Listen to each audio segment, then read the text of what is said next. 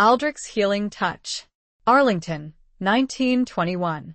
Catherine Montgomery had dropped Sergeant Lucas Beckett's engagement ring into the river years ago. She had watched it sink. But tonight, as she reached into her coat pocket, her fingers closed around something cold. The ring. Dry, polished, and waiting.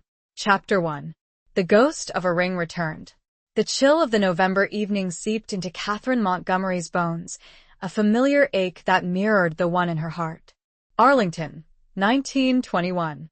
3 years since the armistice, and yet the ghosts of war still lingered, clinging to the crisp Virginia air like the scent of wood smoke. She pulled her coat tighter, the worn wool a comfort, if only a superficial one. Her fingers, tracing the familiar outline of the pocket seam, brushed against something unexpected, something hard, cold, and undeniably round. Catherine frowned, pulling her hand back as if stung. She knew that pocket. It was where she kept her gloves, a spare handkerchief, sometimes a few coins. Nothing else. Certainly nothing like she reached in again, her heart beating a frantic tattoo against her ribs. Her fingers closed around the object, and she drew it out slowly, her breath catching in her throat. It was a ring. A man's ring, heavy and silver, with a single, dark stone nestled in an intricate setting. Not just any ring. His ring. Sergeant Lucas Beckett's engagement ring. The ring she had hurled into the Potomac River 4 years ago, watched it sink beneath the murky water, a symbolic severing of a tie she could no longer bear. Catherine stared at it, the polished silver gleaming faintly in the fading light. It was dry. Impossibly, perfectly dry. No trace of river water, no hint of the years it should have spent submerged. It looked as pristine as the day he'd slipped it onto her finger, back in that sun-drenched summer of 1917, before the world had gone mad. Before duty and fear and a terrible, whispered betrayal had shattered their carefully constructed future.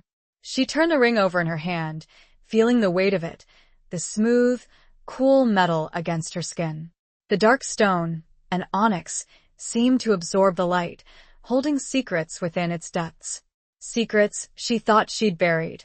Along with the ring, along with the memory of Lucas's hopeful smile, his earnest eyes, his whispered promise of forever. A wave of dizziness washed over her. Catherine leaned against a nearby oak tree, its bare branches skeletal against the twilight sky. How could this be? She'd seen it sink. She'd felt the cold spray of the river on her face as she'd flung it, desperate to be free of the burden, the guilt, the crushing weight of what she believed he'd done. The war had changed everything.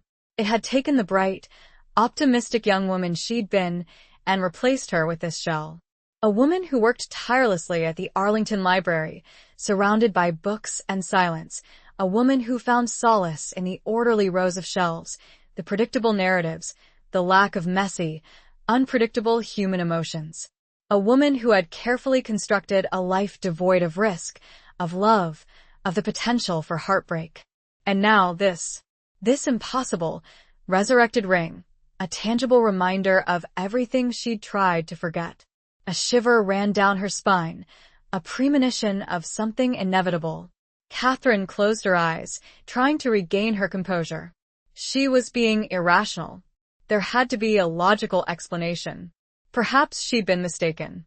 Perhaps it wasn't his ring. Perhaps, but deep down, she knew. She knew the feel of that ring, the weight of it, the way it had felt on her finger. She knew the inscription hidden inside the band, a tiny, almost invisible engraving. Yours always, LB. She hadn't needed to look to know it was there. It was etched into her memory, as permanent as the scars the war had left on her soul. Catherine opened her eyes, her gaze drawn to the distant lights of Washington, D.C., shimmering across the river. The city was alive, bustling with life and energy, moving forward, leaving the war behind. But she couldn't seem to shake the feeling that she was stuck, trapped in a perpetual twilight, haunted by the ghosts of the past. A sound startled her, the soft crunch of leaves underfoot. She turned, her heart pounding, expecting to see what? A ghost? Lucas himself, risen from the watery grave she'd consigned him to? It was just a young couple, strolling hand in hand, their laughter echoing through the stillness of the evening. They passed her without a glance, oblivious to the turmoil raging within her. Catherine watched them go, a sharp pang of longing twisting in her chest. That had been her, once. Happy, carefree, full of dreams. The ring felt heavy in her hand, a tangible symbol of a life she'd lost, a future that had been stolen. She slipped it back into her pocket, the cold metal a constant reminder. She couldn't bring herself to put it on. Not yet. As she walked home, the streets growing darker, the houses looming around her like silent sentinels, Catherine couldn't shake the feeling that the reappearance of the ring was more than just a coincidence. It was a sign, a message, a summons. But from whom? And to what? The questions swirled in her mind, unanswered, unsettling. The comfortable, predictable world she had so carefully built around herself felt suddenly fragile, threatened by the return of this ghost from her past. The past she thought was buried was surfacing, and with it, a wave of emotions she was not prepared to face. The quiet life she'd made was about to be irrevocably changed. Chapter 2. Whispers across the Arlington Cemetery. The next morning, Catherine found herself drawn back to Arlington. Not to the library, her usual sanctuary, but to the cemetery itself. The vast expanse of white headstones, stretching as far as the eye could see, was a stark reminder of the war's devastating toll. It was a place she usually avoided, a place that stirred up too many painful memories. But today, she felt an inexplicable pull, a need to be close to something. To Lucas, perhaps, even though she knew his body lay somewhere in France, in one of those countless, unmarked graves. The air was crisp and cold, the sky a pale, washed-out blue. The grounds were meticulously kept, the grass neatly trimmed, the pathways clear. A sense of solemn order prevailed, a stark contrast to the chaos and carnage of the battlefields she'd only seen in photographs and newsreels. Yet, beneath the surface calm, she sensed a deep undercurrent of sorrow, a collective grief that permeated the very air she breathed. Catherine walked slowly, her gaze scanning the rows of headstones, each one representing a life cut short, a story untold. She wasn't searching for a specific grave, not consciously anyway. She was simply wandering, letting her feet lead her where they may, her mind adrift in a sea of memories.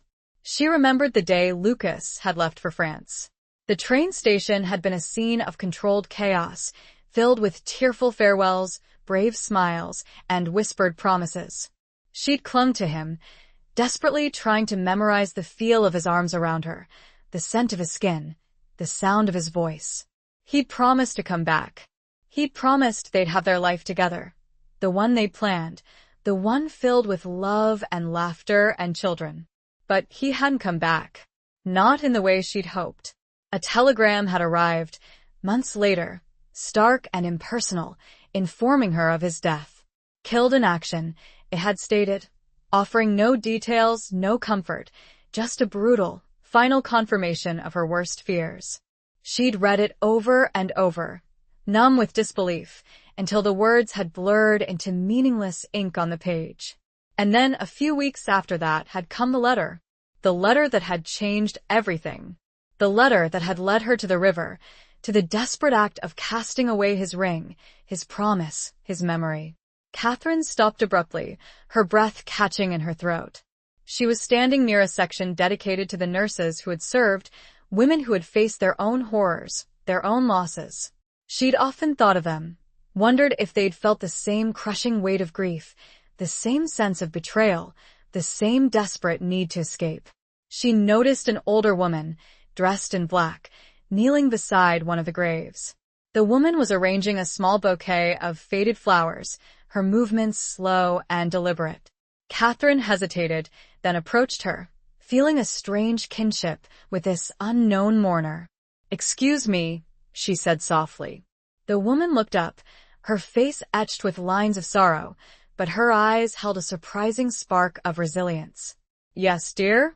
I was just wondering," Catherine began, then faltered, unsure of what she wanted to ask.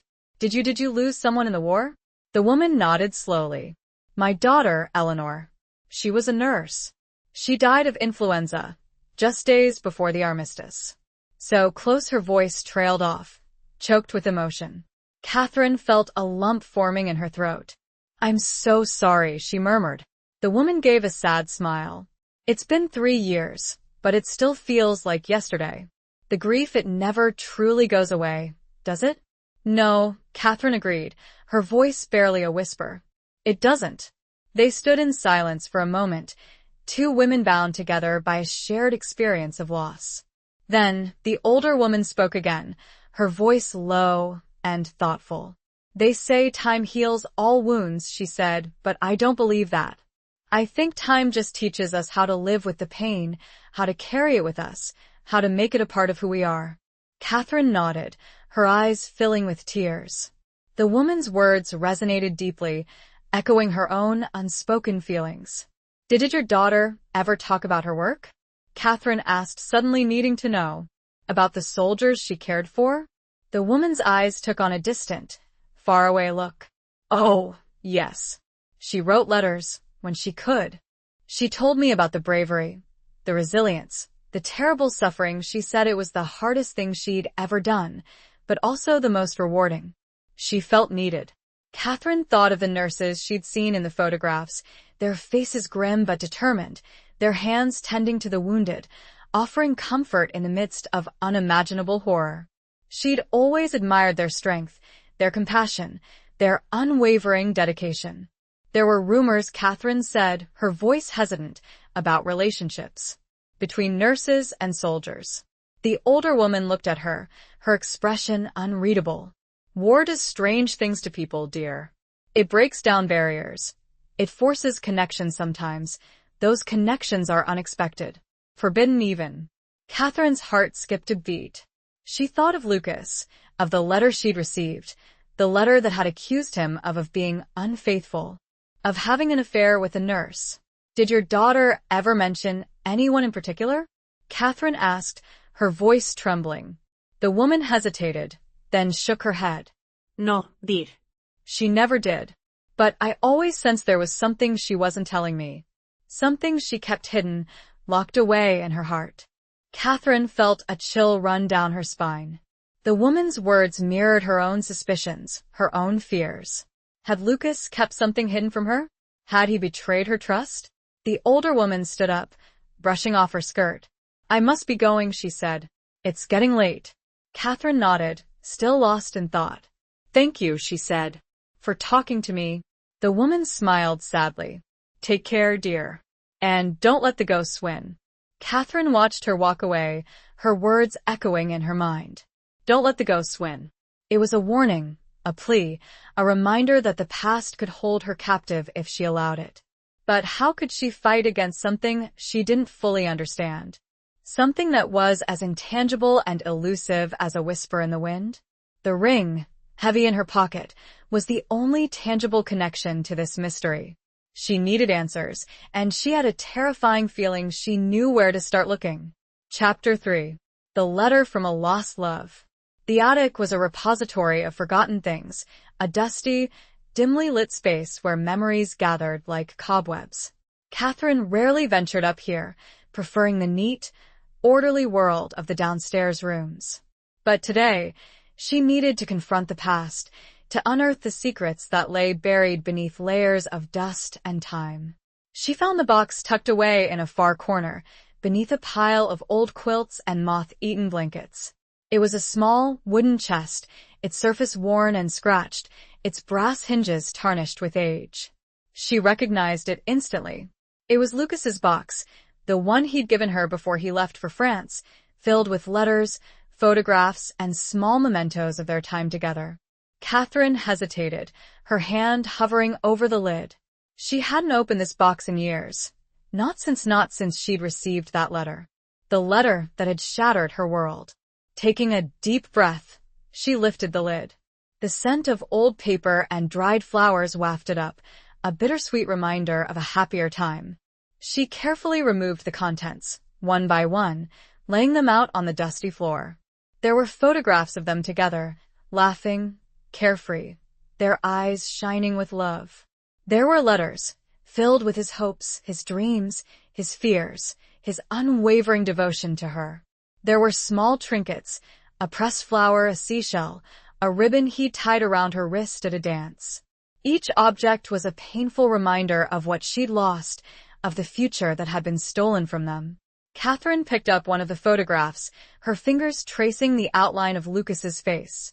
He looked so young, so full of life, so innocent. Could he really have betrayed her? Could the man in this photograph, the man who had sworn his undying love, have been capable of such deceit? She sifted through the letters, searching for something. A clue, a hint, anything that might shed light on the mystery. But his words were always the same, filled with love and longing, with promises of a future together. Finally, she reached the bottom of the box. And there it was. The letter. The one that had changed everything. It was not from Lucas. It was from an anonymous source, a concerned friend, who claimed to have witnessed Lucas's infidelity. The letter was brief, but its words were like poison, seeping into her soul, destroying everything she thought she knew. Catherine unfolded the letter, her hands trembling. She'd read it countless times before, each time hoping to find some flaw, some inconsistency, some reason to doubt its veracity. But the words remained the same, stark and unforgiving. My dear Miss Montgomery, the letter began, I write to you with a heavy heart, but I feel it is my duty to inform you of a painful truth. I have seen your fiancé, Sergeant Beckett, in the company of a nurse, a Miss Eleanor Davies. Their behavior has been inappropriate, to say the least. They have been seen together on numerous occasions, sharing intimate moments, exchanging words and gestures that leave no doubt as to the nature of their relationship. I know this will be difficult for you to hear, but I believe you deserve to know the truth. A concerned friend. Catherine closed her eyes, the words burning in her memory. Eleanor Davies. The name echoed in her mind, connecting with the woman from the cemetery. Could it be the same person? The daughter of the woman she'd spoken to? She reread the letter, searching for any detail, any clue that might help her unravel the truth. The letter was unsigned, the handwriting unfamiliar. There was nothing to identify the sender, nothing to indicate their motive. But the words themselves were so convincing, so specific. Intimate moments, words and gestures that leave no doubt. It painted a vivid picture, a picture of betrayal and heartbreak. Catherine had believed it. She'd had no reason to doubt it. Lucas was far away, in a war zone, surrounded by danger and temptation.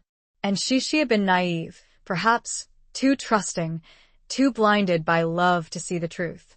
She'd confronted him, of course, in a letter. A furious, heartbroken letter, accusing him of infidelity, demanding an explanation. His reply had been brief, anguished, denying the accusations, pleading with her to believe him.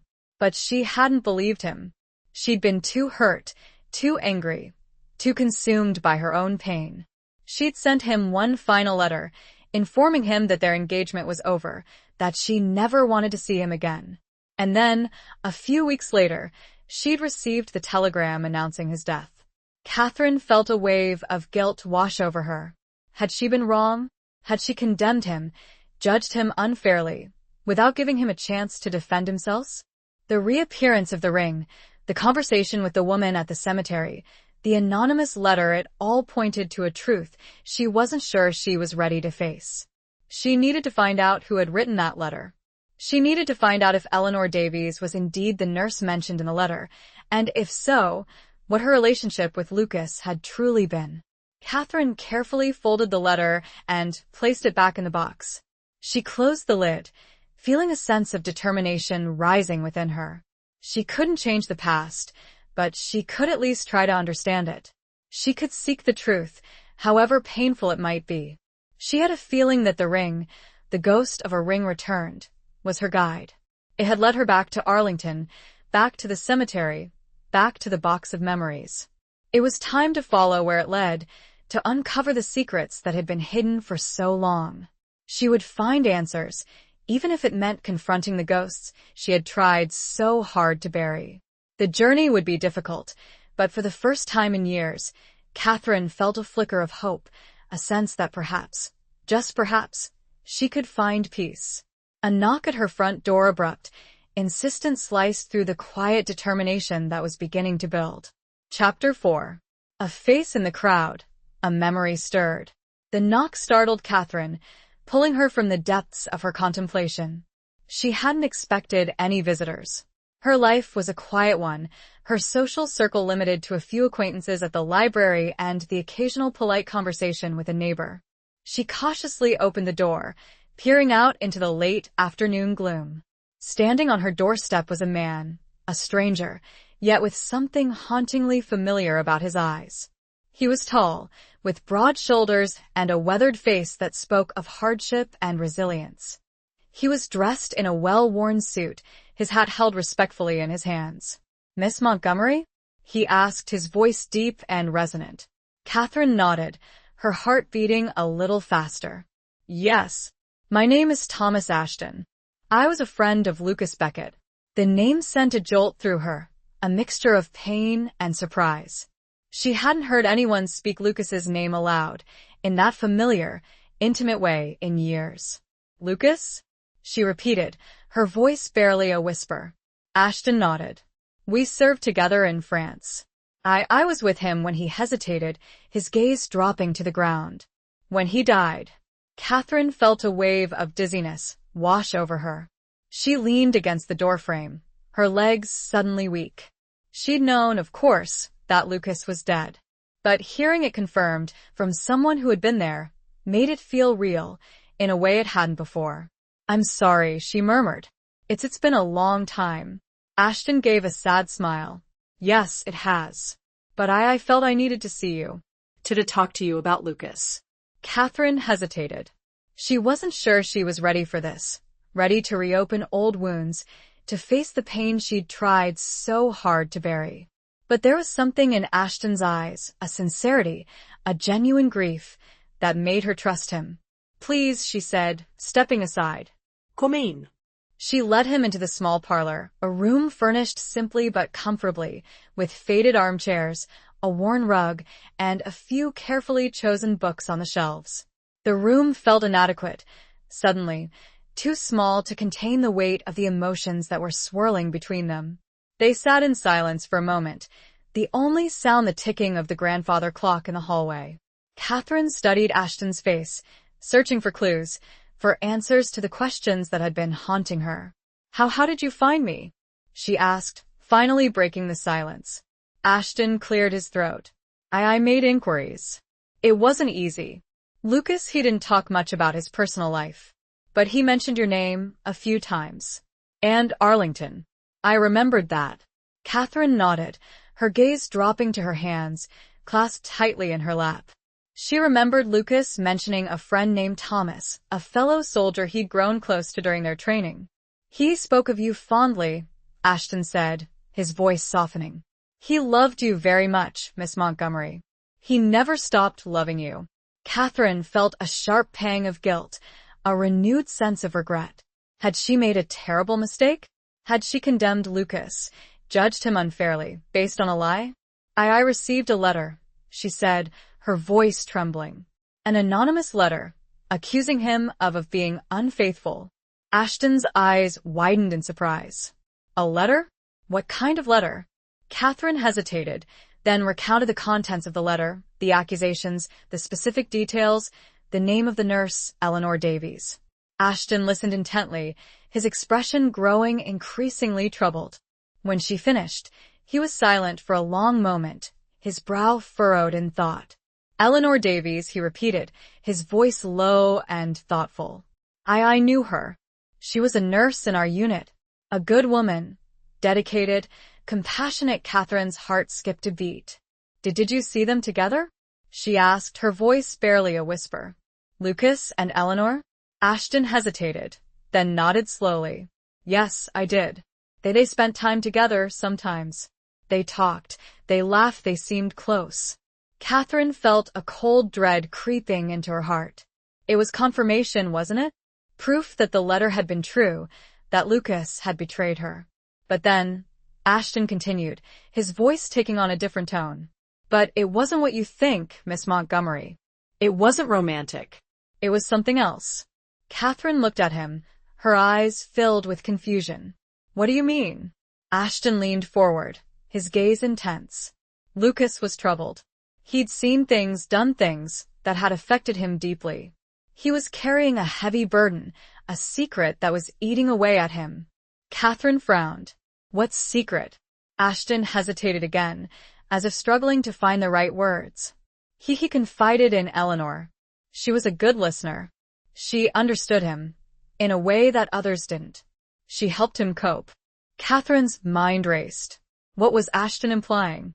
What secret could Lucas have been hiding? I saw them one night, Ashton continued, his voice low and strained. They were in the medical tent, after a particularly brutal battle. Lucas was shaken. He was holding Eleanor's hand, his head in her lap, weeping. She was stroking his hair, whispering words of comfort. It was an intimate moment, yes. But it was an intimacy born of shared trauma, of shared grief, not of romance. Catherine felt a wave of relief wash over her, followed by a renewed sense of confusion. If Lucas hadn't been having an affair with Eleanor, then what had the letter been about? Who had written it and why? The letter, she said, her voice trembling. It said. Ashton shook his head. The letter was a lie, Miss Montgomery. A cruel, malicious lie. I don't know who wrote it or why, but it was a lie. He looked at her, eyes full of sorrow and something else, suspicion. But I have a theory. And seeing that ring, it confirms it. Chapter 5. The weight of unspoken words. Ashton's words hung in the air, heavy with unspoken implications. Catherine felt a knot of apprehension tighten in her stomach.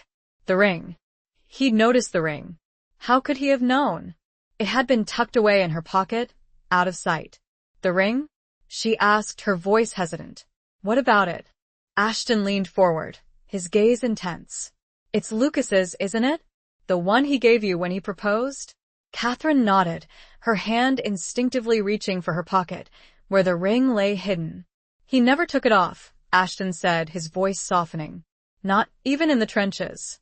He said it was his good luck charm, his connection to you, his reminder of what he was fighting for. Catherine felt a lump forming in her throat. She remembered the day he'd given it to her, the way his eyes had shone with love and hope. She'd felt so sure of their future, so certain of their love. But how did you know I had it?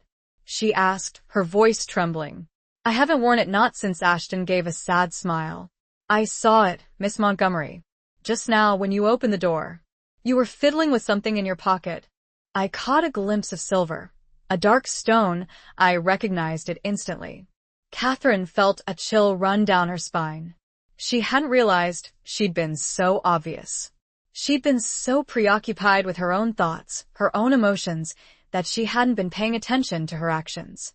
But that's not all, Ashton continued, his voice taking on a more serious tone. The ring, it's connected to the letter, to the lie that was told about Lucas and Eleanor. Catherine frowned. How? Ashton hesitated, then took a deep breath. There was another soldier in our unit. A man named Sergeant Major Davies, Eleanor's older brother, and very protective of her. Samuel Davies. He was obsessed with you, Miss Montgomery. He'd seen your photograph, the one Lucas carried with him. He wanted you for himself. Catherine's eyes widened in shock. Obsessed? But I never even met him. Ashton nodded. I know. But that didn't matter to him. He saw you as a prize, something to be won. He resented Lucas, he envied him, he hated him for having what he wanted. Catherine felt a wave of nausea wash over her.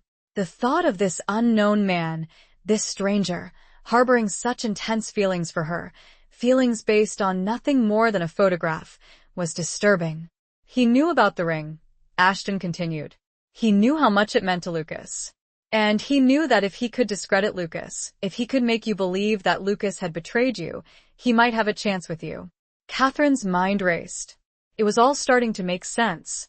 The anonymous letter, the specific details, the mention of Eleanor's name, it had all been a carefully orchestrated plot, a deliberate attempt to destroy her relationship with Lucas, to pave the way for this other man, this Sergeant Major Davies, to what? To claim her as his own? He wrote the letter, didn't he? She said, her voice trembling. Sergeant Major Davies. He wrote the letter to break us up. Ashton nodded slowly. I believe so. I can't prove it, of course. But I've always suspected him.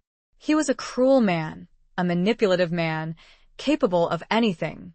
Catherine felt a surge of anger, a burning rage directed at this unknown man who had dared to interfere in her life, to destroy her happiness, to cause her so much pain. But why didn't Lucas tell me? She asked, her voice choked with emotion. Why didn't he tell me about this man, about his obsession? Ashton sighed. He was trying to protect you, Miss Montgomery. He didn't want to worry you. He thought he could handle it himself. He underestimated Davies, underestimated his ruthlessness. Catherine felt a tear roll down her cheek. Lucas had been trying to protect her, even from afar, even while fighting a war. And she had doubted him, she had condemned him, she had broken his heart. What would happen to Davies? She asked, her voice barely a whisper. Ashton's expression darkened. He survived the war. He was decorated even for bravery. A hollow victory, considering what he'd done. Catherine felt a shiver run down her spine. The thought of this man, this monster, walking free, living his life, while Lucas was dead and buried, was unbearable. I need to find him, she said, her voice filled with a newfound determination. I need to confront him, to make him pay for what he did. Ashton looked at her, his eyes filled with a mixture of concern and admiration. Be careful, Miss Montgomery. Davies is a dangerous man. He won't hesitate to hurt you if he feels threatened. Catherine nodded, her resolve hardening. I'm not afraid of him, she said. I've lost everything already. I have nothing left to lose. Ashton stood up, his gaze lingering on her face. I'll help you, Miss Montgomery, he said. I owe it to Lucas. I owe it to you. Catherine felt a glimmer of hope, a sense that she wasn't alone in this fight. She had an ally, someone who understood, someone who cared, someone who was willing to help her seek justice. Thank you, she said, her voice filled with gratitude. Ashton nodded. We'll find him, he said. And we'll make him pay. He paused at the door. There's one more thing about Eleanor. Something Lucas told me, just before the end. It may be important. He hesitated again, the weight of the unspoken words pressing down on them both. The clock ticked, each second an agonizing reminder of the time that had passed, and the time that could never be recovered. Chapter 6. Shadows of the Somme. Ashton's hesitation stretched, filling the small parlor with a palpable tension. Catherine held her breath, her heart pounding in her chest, anticipating a revelation that could shatter the fragile peace she was beginning to construct. What is it? She finally asked, her voice barely a whisper. What did Lucas tell you about Eleanor? Ashton turned back, his face etched with a sorrow that mirrored her own, yet tinged with a strange, unsettling urgency. It was just before the final push at the Somme, he began, his voice low and strained, as if the memory itself was a physical burden. We were huddled in a trench, waiting for the order to go over the top. The air was thick with smoke, the ground shaking with the constant barrage of artillery fire. We knew it was likely to be our last battle. Catherine closed her eyes, trying to imagine the scene, the sheer terror, the overwhelming sense of dread that must have permeated every fiber of their beings. She'd seen photographs, read accounts, but she knew she could never truly comprehend the horrors of trench warfare. Lucas was quiet, Ashton continued. He'd been quiet for days, ever since he'd received your last letter. The one where you broke off the engagement. Catherine felt a sharp pang of guilt, a renewed wave of regret. She'd written those words in anger, in pain, in a desperate attempt to protect herself from further heartbreak. She'd never intended he knew he'd lost you, Ashton said, his voice softening. He knew he'd failed you. He blamed himself for not being able to convince you of the truth. Catherine opened her eyes, tears streaming down her face. But it wasn't his fault, she whispered. It was Davies. It was all Davies. Ashton nodded. I know that now. But Lucas, he carried the weight of your doubt, the weight of your rejection, as heavily as he carried his rifle. It broke him, Miss Montgomery. It truly broke him. Catherine buried her face in her hands, her body shaking with sobs. She'd thought she was the victim, the one who had been betrayed, the one who had suffered. But Lucas had suffered too, in silence, alone, carrying the burden of her mistrust, the burden of a lie he couldn't disprove. He pulled out the ring. Ashton continued, his voice hoarse with emotion. The one he always wore. He held it in his hand, staring at it, as if it were the most precious thing in the world. Catherine felt a fresh wave of tears, imagining Lucas, in that desolate trench, clinging to the ring, the symbol of their love, the symbol of a future that would never be. He said he wanted me to give it back to you, Ashton said, his voice trembling. If he didn't make it back. He wanted you to know that he never stopped loving you, that he never betrayed you, that he always kept his promise. Catherine's heart ached with a pain so intense, so profound, that she thought she might shatter. He'd been thinking of her, even in those final moments, even facing death. He'd been thinking of her, while she had been cursing his name, hating him for a crime he hadn't committed. And then, Ashton hesitated, his gaze dropping to the floor, and then he told me about Eleanor. He said she was carrying his child. The words hit Catherine like a physical blow, knocking the wind out of her. She stared at Ashton, her mind reeling, unable to comprehend what he'd just said. His child, she repeated, her voice a strangled whisper. Ashton nodded slowly, his eyes filled with a mixture of sorrow and understanding. Yes. Eleanor was pregnant, and Lucas was the father. Catherine felt the room spinning around her. It was too much to process, too much to bear. Lucas and Eleanor a child, it was a betrayal, after all. A different kind of betrayal, perhaps, but a betrayal nonetheless. But you said, she stammered, you said it wasn't romantic. You said. Ashton held up a hand, stopping her. It wasn't, Miss Montgomery. Not in the way you think. It was a moment of weakness, a moment of desperation, a moment born of fear and loneliness and the overwhelming sense of impending doom. He explained, his voice raw with emotion, how the constant threat of death, the relentless shelling, the sheer horror of the war had created an atmosphere of intense emotional vulnerability. Soldiers and nurses, thrown together in this crucible of suffering, often sought comfort in each other, seeking a fleeting connection, a momentary escape from the reality of their situation. He told her of one grim night, a night of unimaginable carnage, a night when the lines between life and death had blurred, when Lucas and Eleanor, both traumatized and exhausted, had sought solace in each other's arms. It was a mistake, Ashton said, his voice filled with regret. A terrible mistake. But it was a mistake born of war, of the madness, the inhumanity of it all. Catherine listened, her mind struggling to reconcile this new information with everything she believed. It wasn't a love affair, not in the traditional sense. It was a moment of shared humanity, a desperate attempt to find comfort in the face of unimaginable horror. Did Eleanor know about me? She asked, her voice trembling. Ashton nodded. Yes. Lucas had told her everything. She knew about your engagement, about his love for you. She felt guilty, terribly guilty. She never intended, she never wanted to hurt you. Catherine felt a strange mix of emotions, anger, sadness, pity, and understanding. She could almost imagine Eleanor, a young woman, far from home, caught up in the chaos of war, seeking comfort, finding it in the arms of a man who was already promised to another. What would happen to the child? She asked, her voice barely a whisper. Ashton's expression darkened. Eleanor died, Miss Montgomery. As you know, she died of influenza, just days before the armistice. And the child died with her. Catherine closed her eyes, a fresh wave of grief washing over her. A child. A life that had never had a chance to bloom. A life that had been conceived in the shadow of death. A life that had been extinguished before it had even begun. The weight of it all, the senseless loss, The tangled web of love and betrayal and duty and war threatened to crush her. Davies knew, Ashton said, his voice hard. Samuel Davies knew about the child. And he used it. He used it to further torment Lucas, to fuel his hatred, to try to break him.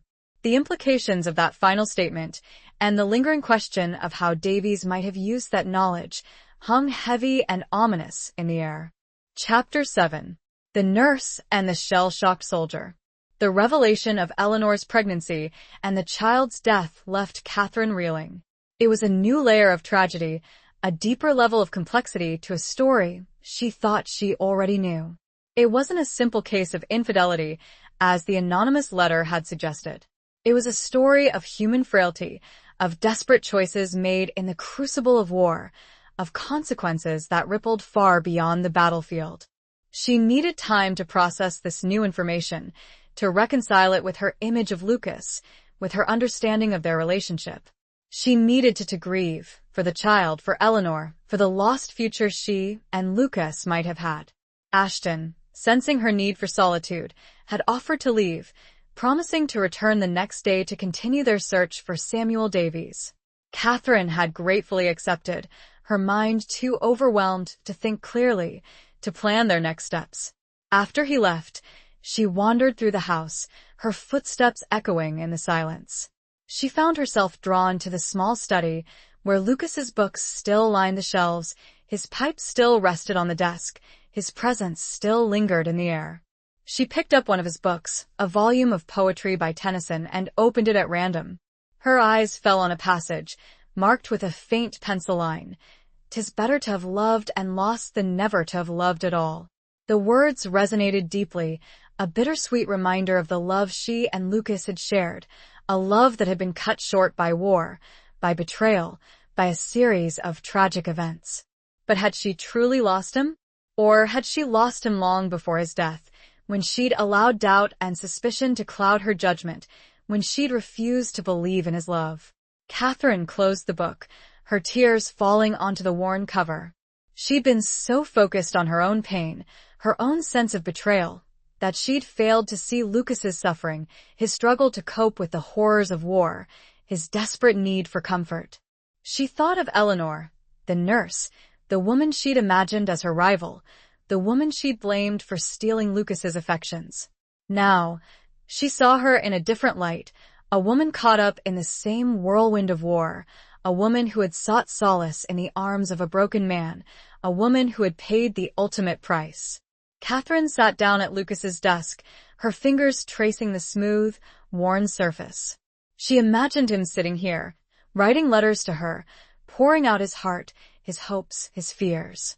She imagined him reading those same poems, finding solace in the words, seeking a connection to beauty, to meaning, in a world that seemed devoid of both. She opened a drawer, finding it filled with his personal belongings, a pocket watch, a compass, a small, leather-bound journal. She hesitated, then picked up the journal, her heart pounding in her chest. She knew she shouldn't, that it was an invasion of his privacy, but she couldn't resist. She needed to know, to understand, to find some trace of the man she'd loved, the man she'd lost. She opened the journal, her hands trembling. The pages were filled with his handwriting, neat and precise, yet revealing a depth of emotion that she'd never fully appreciated. He wrote about the war, about the horrors he'd witnessed, about the fear, the loneliness, the constant sense of dread. He wrote about her, about his love for her, his longing for her, his unwavering belief in their future together. He wrote about his struggles, his doubts, his fears, his growing sense of despair. And then she found it, an entry, dated just weeks before his death, that mentioned Eleanor. Eleanor is a lifeline, he'd written. She understands. She doesn't judge. She offers a moment of peace in this endless nightmare. I don't know what I would do without her. Catherine read the words over and over, her heart aching with a mixture of sadness and understanding. It wasn't a declaration of love, not in the romantic sense. It was an acknowledgement of gratitude, of appreciation, of a deep, human connection forged in the crucible of war. He wrote about the night, The night Ashton had mentioned, the night when everything had changed. I broke down, he'd written. I couldn't take it anymore. The shelling, the screams, the blood, it was all too much. I found Eleanor and I just collapsed. She held me. She comforted me. She gave me a moment of respite from the horror. He didn't go into detail. He didn't describe what had happened, but Catherine understood. She understood the desperation, the vulnerability, the overwhelming need for human connection in the face of unimaginable suffering. He wrote about the consequences, about Eleanor's pregnancy, about his guilt, his shame, his fear of what Catherine would think. I've made a terrible mistake, he'd written. I've betrayed Catherine. I've betrayed everything I believe in. But I can't undo it. I can only hope that she will forgive me someday. I can only pray that she will understand. Catherine closed the journal, her tears flowing freely. She understood. She finally understood. It wasn't a betrayal of their love, not in the way she'd imagined. It was a human failing, a moment of weakness, a consequence of war. And she forgave him. She forgave him completely, unconditionally. She forgave him for seeking comfort, for finding solace in the arms of another, for being human. She knew now that she needed to find Samuel Davies, not just for revenge, but for closure. She needed to confront him, to make him admit his lies, to clear Lucas's name, to restore his honor. She also knew that she needed to find Eleanor's grave, to pay her respects, to acknowledge the sacrifice she'd made, the life she'd lost. She needed to make peace with the past, to honor the memory of both Lucas and Eleanor, to find a way to move forward, to live a life worthy of their sacrifice. A new resolve filled her, a sense of purpose she hadn't felt in years. She would find justice for Lucas, for Eleanor, for herself. She would not let their stories be forgotten. She would not let the ghosts win. The weight of the journal in her lap felt less like a burden and more like a mandate. She had a mission now. Chapter 8. A promise broken, a life reclaimed. The next day dawned gray and overcast, mirroring the turmoil in Catherine's heart. Yet, beneath the surface gloom, a flicker of determination burned bright. She was no longer adrift, no longer a passive victim of circumstance. She had a purpose, a mission, a promise to keep. Ashton arrived promptly, his expression serious, but resolute. He'd spent the previous evening making inquiries, using his contacts from the war, trying to track down Samuel Davies. I have some news, he said, his voice low and guarded. Davies is living in Washington, D.C. He's a successful businessman, owns a construction company. He's well-respected, influential. Catherine felt a surge of anger, a burning resentment towards this man who had stolen her happiness, who had built a life for himself on a foundation of lies and deceit. How can that be? She asked, her voice trembling. How can he be successful after what he did? Ashton sighed. War creates opportunities, Miss Montgomery. For some, it's a chance to reinvent themselves, to escape their past, to build a new life. Davies, he took advantage of that opportunity. He used his military record, his decorations, his connections, to climb the social ladder. Catherine clenched her fists, her nails digging into her palms. He won't get away with it, she said, her voice hard. I won't let him. Ashton nodded. I'm with you, Miss Montgomery. We'll find a way to expose him, to make him pay for what he did.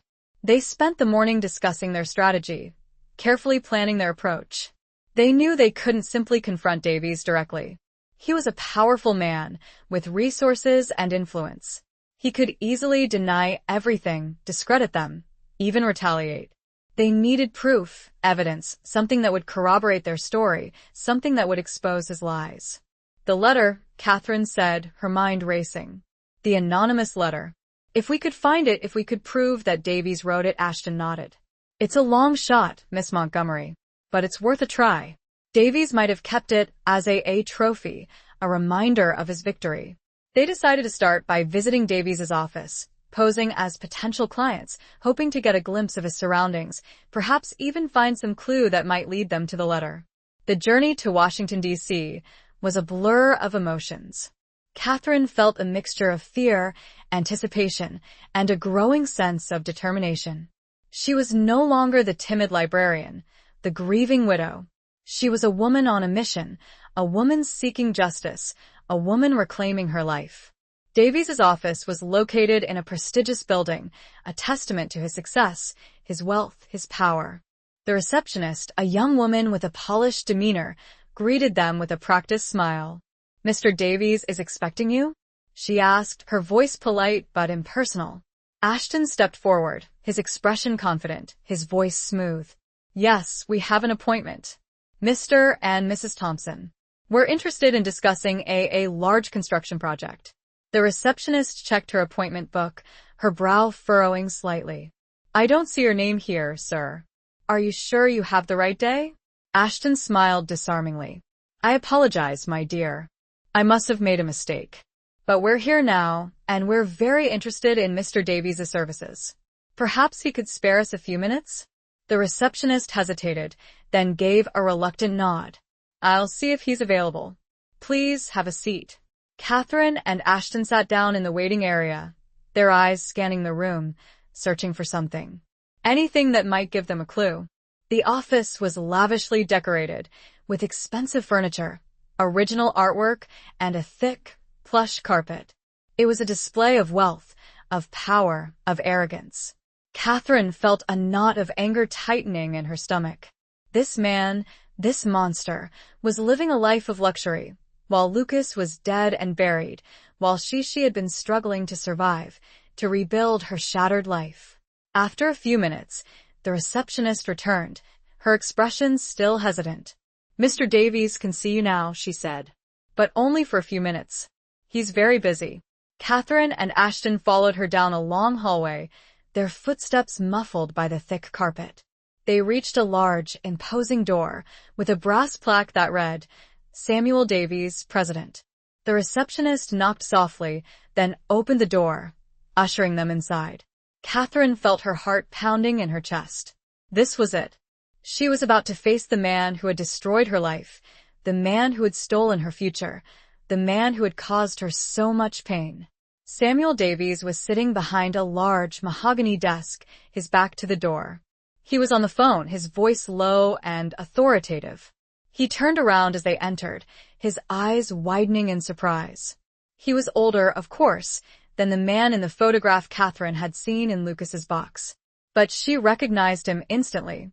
The same cold, calculating eyes, the same cruel, arrogant smile, the same aura of menace.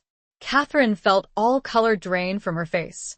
Before she could utter so much as a single prepared word, he spoke. His words, dripping with false concern, cut through the carefully constructed facade she had built. "Catherine? Catherine Montgomery? Is that really you? What a surprise. What brings you here?" He didn't wait for an answer, his gaze flicking to Ashton, his eyes narrowing with suspicion.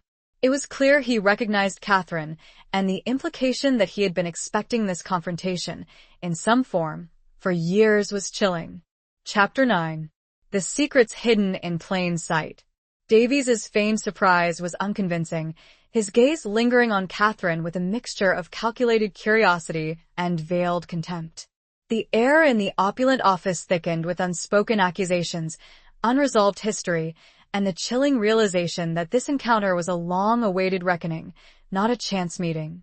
"Mr. Davies," Ashton began, stepping forward, his voice firm and steady, attempting to regain control of the situation. "We're here to discuss," but Davies cut him off, his gaze never leaving Catherine's face. "I know why you're here, Miss Montgomery," he said, his voice smooth and deceptively calm. "Or, at least, I think I do. It's about Lucas, isn't it?" Catherine felt a surge of anger, a burning resentment towards this man who dared to speak Lucas's name, who dared to pretend to care. "Yes," she said, her voice trembling slightly, but holding his gaze. "It's about Lucas. And about the lies you told."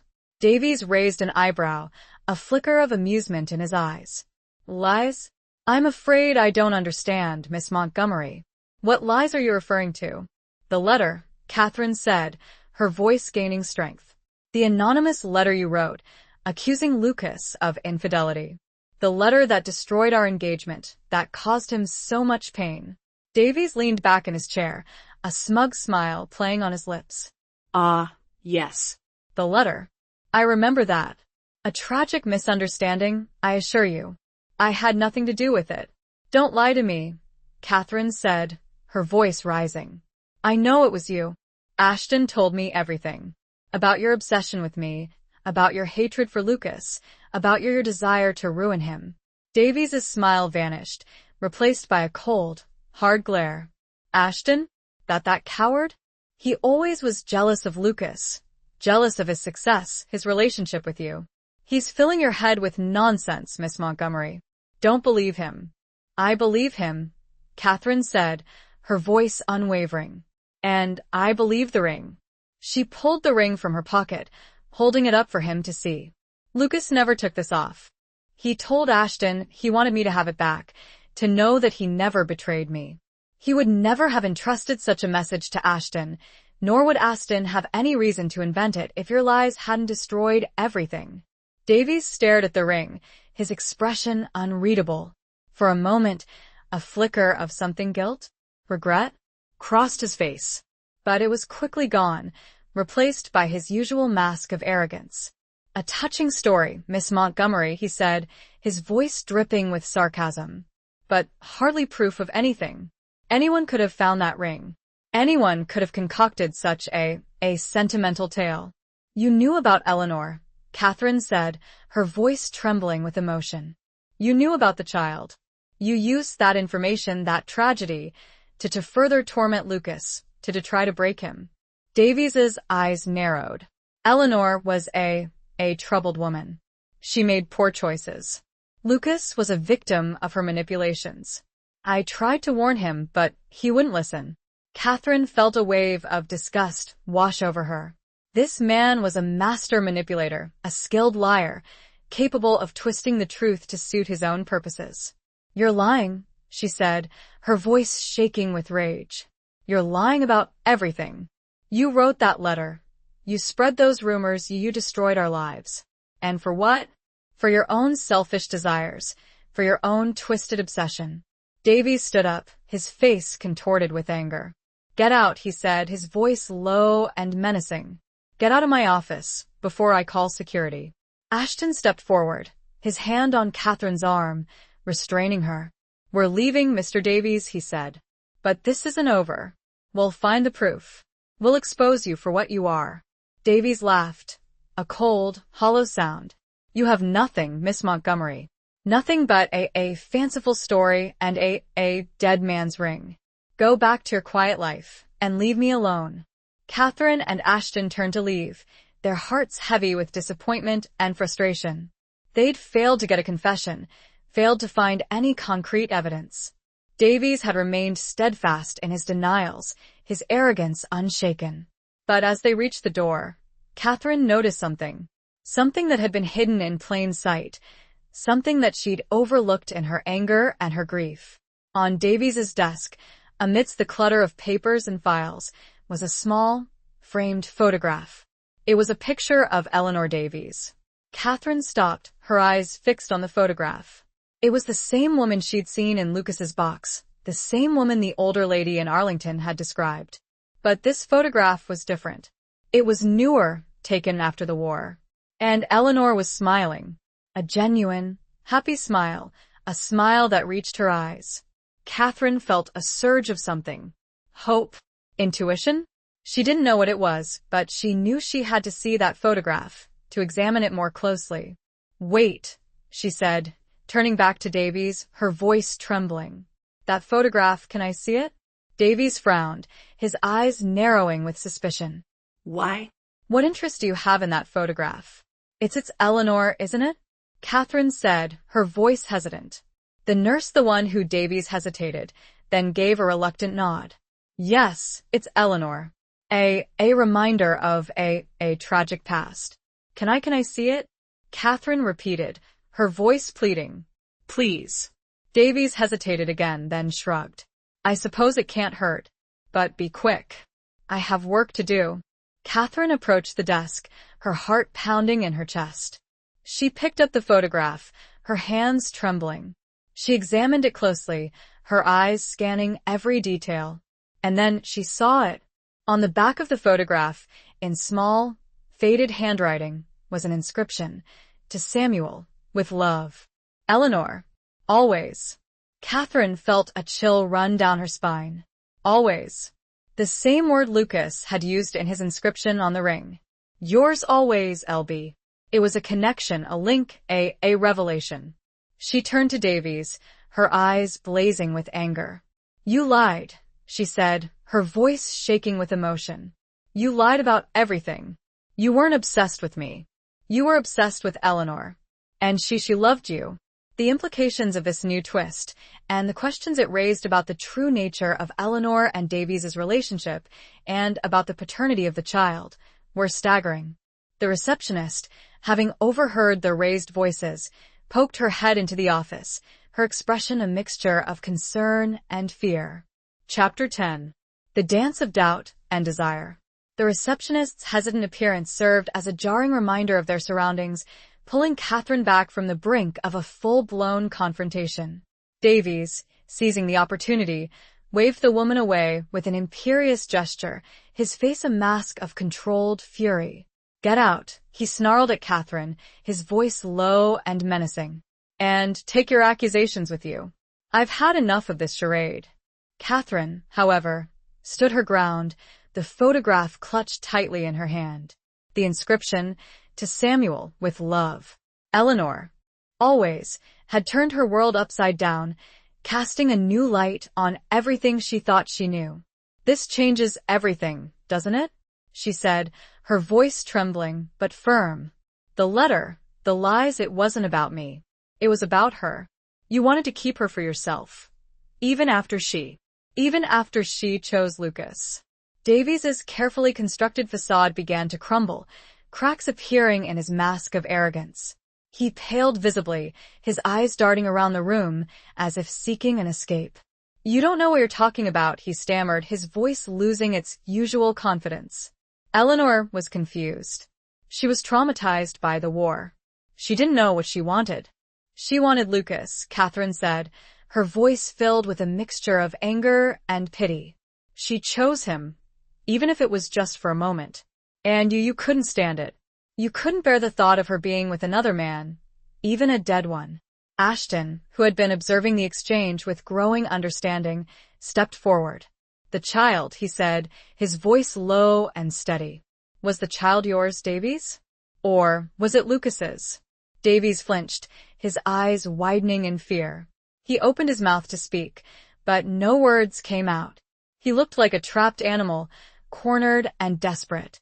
"The letter," Catherine continued, pressing her advantage. "You wrote it to discredit Lucas, to make me believe he'd betrayed me. But you also wanted to discredit Eleanor, didn't you? To make her seem promiscuous, unworthy. To drive a wedge between her and Lucas, even in death." Davies finally found his voice, but it was a weak, hollow sound. "It was a long time ago," he mumbled. I don't remember. The war, it messed with my head. I did things, I said things I regret." "You regret?" Catherine said, her voice rising in anger. "You regret destroying 2 lives? You regret causing so much pain, so much suffering? You regret everything?" Davies slumped back in his chair, his shoulders slumping, his gaze dropping to the floor. He looked defeated, broken, a shadow of the arrogant man he'd been just moments before. I loved her," he whispered, his voice barely audible. "I loved Eleanor. More than anything.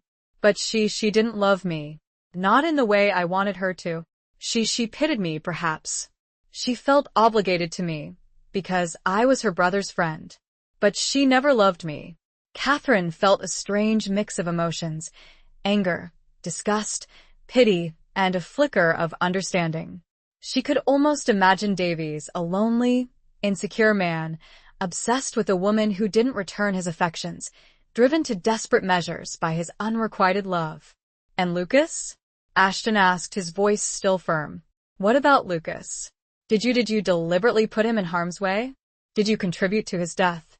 Davies shook his head vehemently. No, he said, his voice choked with emotion. I hated him, yes. I envied him. But I didn't kill him. I couldn't. Catherine wasn't sure she believed him. She suspected that Davies was still hiding something, that there were more secrets yet to be uncovered. The ring, she said, holding it up again. Why did you let Lucas keep it? If you hated him so much, if you wanted to erase him from my memory, why didn't you take it from him? Destroy it? Davies looked at the ring, his eyes filling with tears. I couldn't, he whispered. It was a part of him. A part of Eleanor's memory, too. I wanted to keep it as a reminder. A reminder of what I'd lost, of what I could never have. Catherine felt a sudden, unexpected surge of something. It wasn't forgiveness, not yet. But it was a recognition of Davies's humanity, of his pain, of his flawed, broken heart. We're leaving, she said, her voice softening slightly. But this isn't over, Davies. I'm going to find out the truth. The whole truth. About you, about Eleanor, about Lucas, about everything. She turned to leave, Ashton following close behind. As they reached the door, Catherine paused, looking back at Davies. He was still slumped in his chair, his head in his hands, his body shaking with silent sobs. He looked pathetic, lost, a man consumed by his own demons, his own regrets. Catherine felt a pang of something. It wasn't sympathy, not exactly. But it was a recognition that he, too, was a victim of the war, a victim of his own twisted desires, a victim of a love that had never been and could never be. As they walked out of the office, leaving Davies alone with his secrets and his sorrows, Catherine felt a strange sense of closure. She hadn't found all the answers, not yet. But she'd found a piece of the truth, a piece that had changed her perception of everything. The dance of doubt and desire, of love and betrayal, of war and its aftermath, was far from over. But she was one step closer to understanding, one step closer to peace. The photograph, tucked safely into her purse, felt like a key that might unlock the remaining secrets, the final pieces of the puzzle. Chapter 11. The Confession in the Rain. The rain started as they left Davies's office, a steady downpour that mirrored the turmoil in Catherine's heart. The city streets, once bustling with activity, were now slick and deserted, reflecting the gray, overcast sky. Ashton hailed a taxi, and they huddled inside, the rhythmic swish of the wipers a counterpoint to the silence that had fallen between them. Catherine clutched the photograph of Eleanor, her fingers tracing the inscription on the back, the words to Samuel, with love. Eleanor, always, a constant reminder of the twisted, tangled web of relationships that had been revealed. What now? Ashton asked, breaking the silence, his voice low and concerned. Catherine sighed, her gaze fixed on the rain-streaked window. I don't know, she admitted. I thought finding Davies would give me answers. But it's just raised more questions. He's lying, Ashton said, his voice firm. About some things, at least.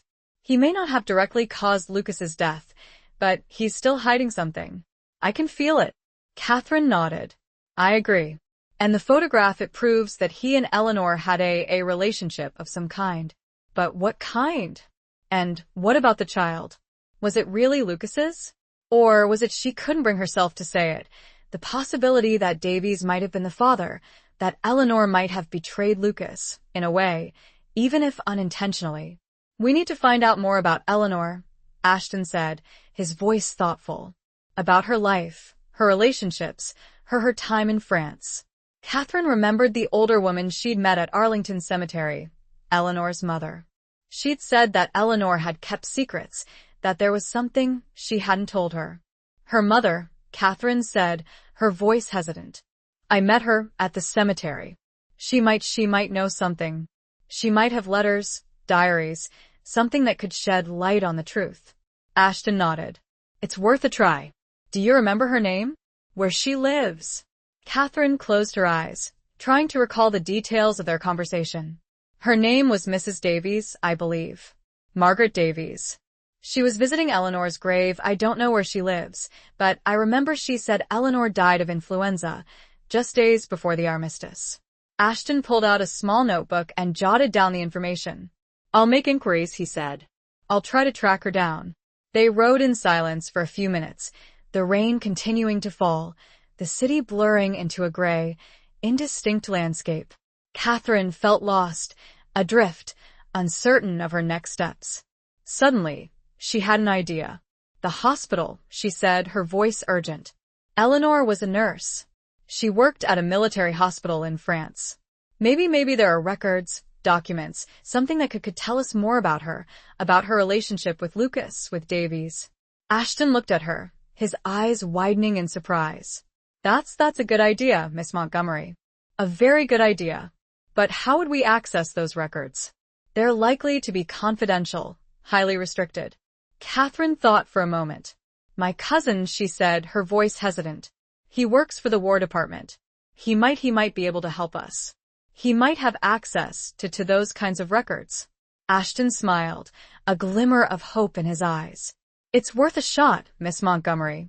It's definitely worth a shot. They decided to head back to Catherine's house, to regroup, to make plans, to contact her cousin. As they stepped out of the taxi, the rain intensified, soaking them to the bone. Catherine fumbled with her keys, her hands trembling, her mind racing. She was about to unlock the door when she heard a voice behind her. Catherine. She turned, her heart pounding in her chest. It was Davies. He was standing on the sidewalk, his face pale and haggard, his clothes drenched with rain.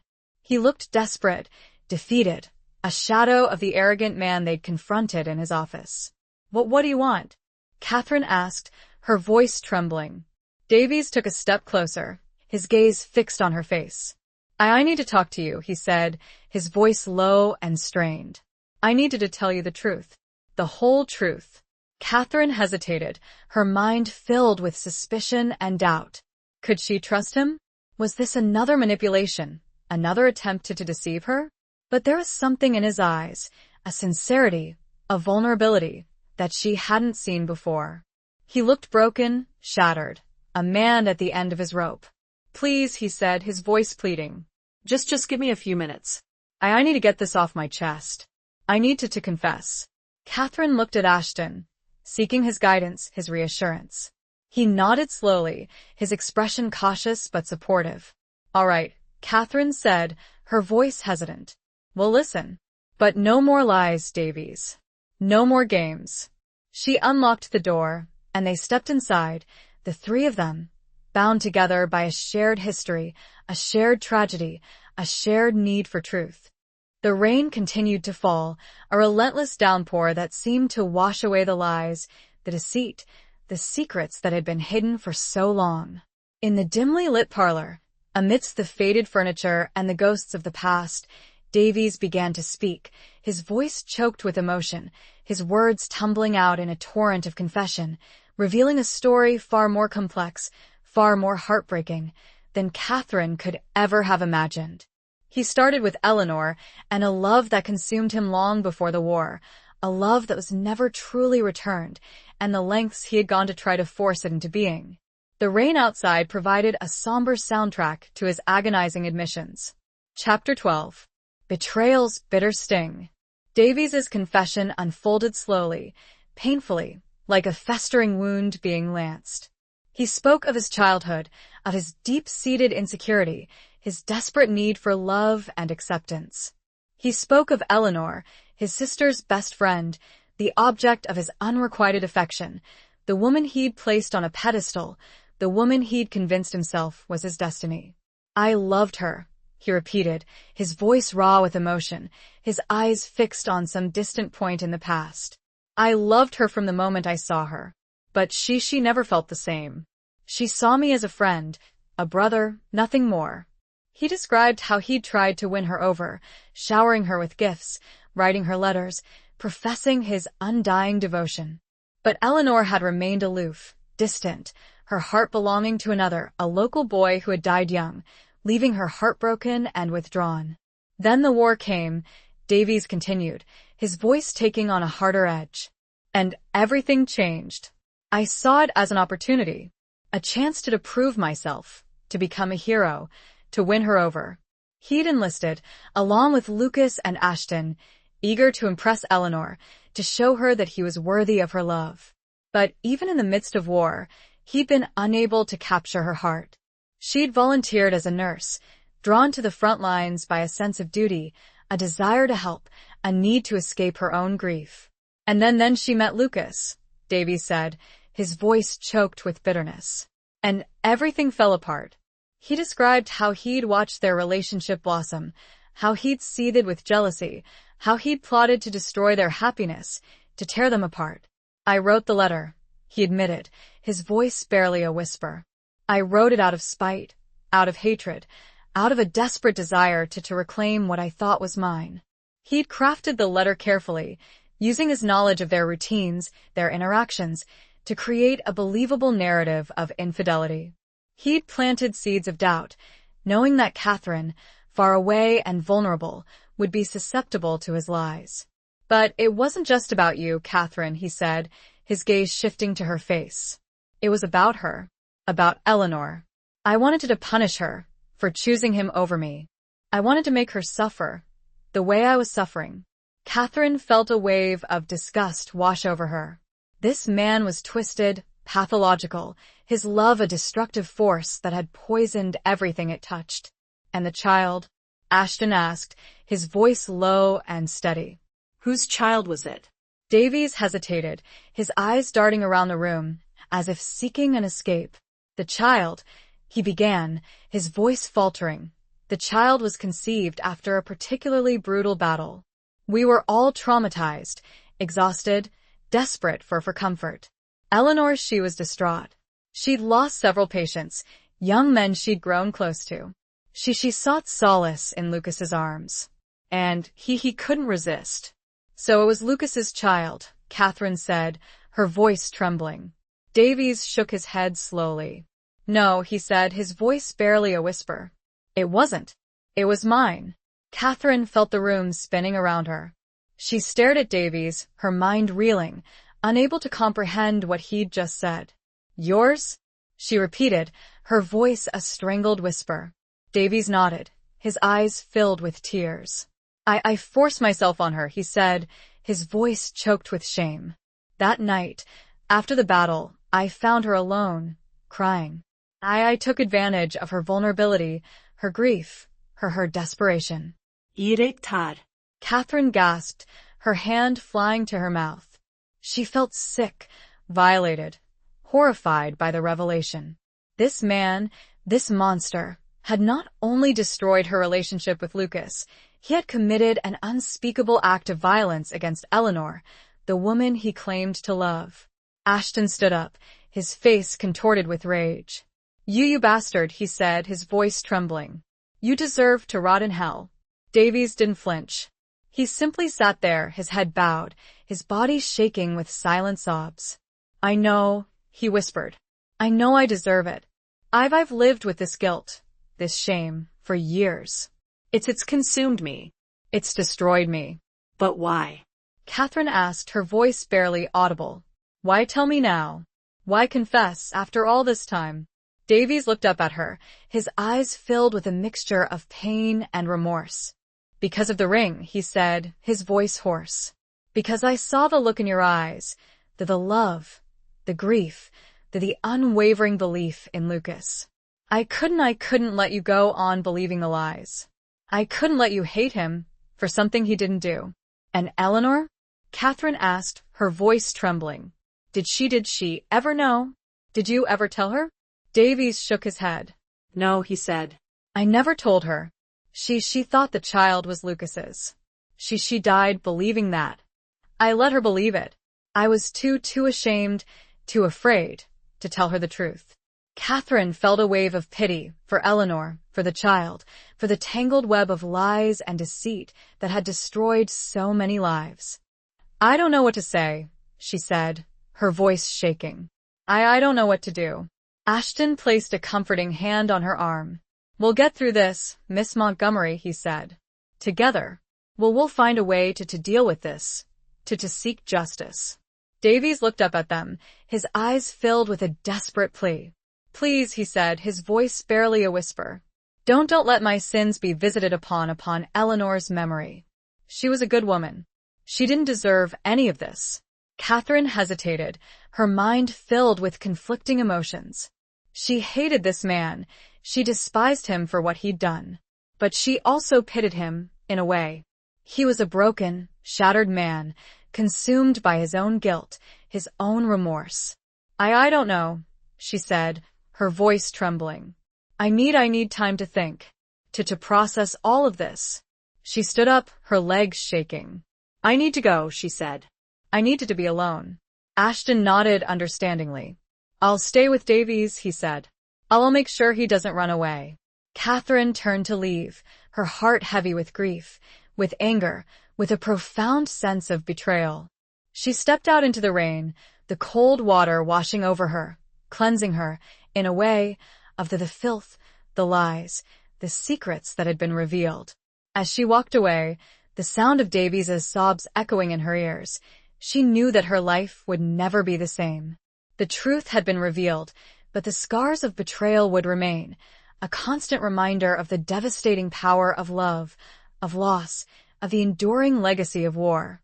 The rain intensified, blurring the line between the sky and the earth, just as the lines between truth and lies, love and hate, had been blurred in the confession she had just heard. Chapter 13. The Threads of Fate Unraveling. Catherine walked for hours, oblivious to the rain, to the cold, to the curious glances of passers-by. Her mind was a maelstrom of emotions, a swirling vortex of grief, anger, confusion, and a profound sense of loss. Davies's confession had shattered her world, ripped apart the carefully constructed narrative she'd built around Lucas's death, around her own life. She found herself drawn back to Arlington, to the cemetery, to the place where she'd first encountered Eleanor's mother, the place where the ghost of a ring had returned to haunt her. The vast expanse of white headstones, glistening in the rain, seemed to stretch endlessly, a silent testament to the devastating toll of war, of loss, of the enduring power of memory. She wandered through the rows of graves, her gaze scanning the names, the dates, the brief inscriptions that marked the final resting places of so many lives cut short. She wasn't searching for a specific grave, not consciously, anyway. She was simply walking, letting her feet lead her where they may, her mind adrift in a sea of thoughts, of questions, of unresolved emotions. She thought of Lucas, of his love for her, of his unwavering devotion, of the terrible burden he'd carried, the secret he'd kept hidden, the sacrifice he'd made. She thought of Eleanor, of her compassion, her strength, her vulnerability, of the tragic fate that had befallen her, of the child she'd lost, of the lie she'd died believing. She thought of Davies, of his twisted obsession, his destructive jealousy, his unspeakable act of violence, of the guilt and shame that had consumed him, of the confession he'd finally made, of the pathetic, broken man he'd become.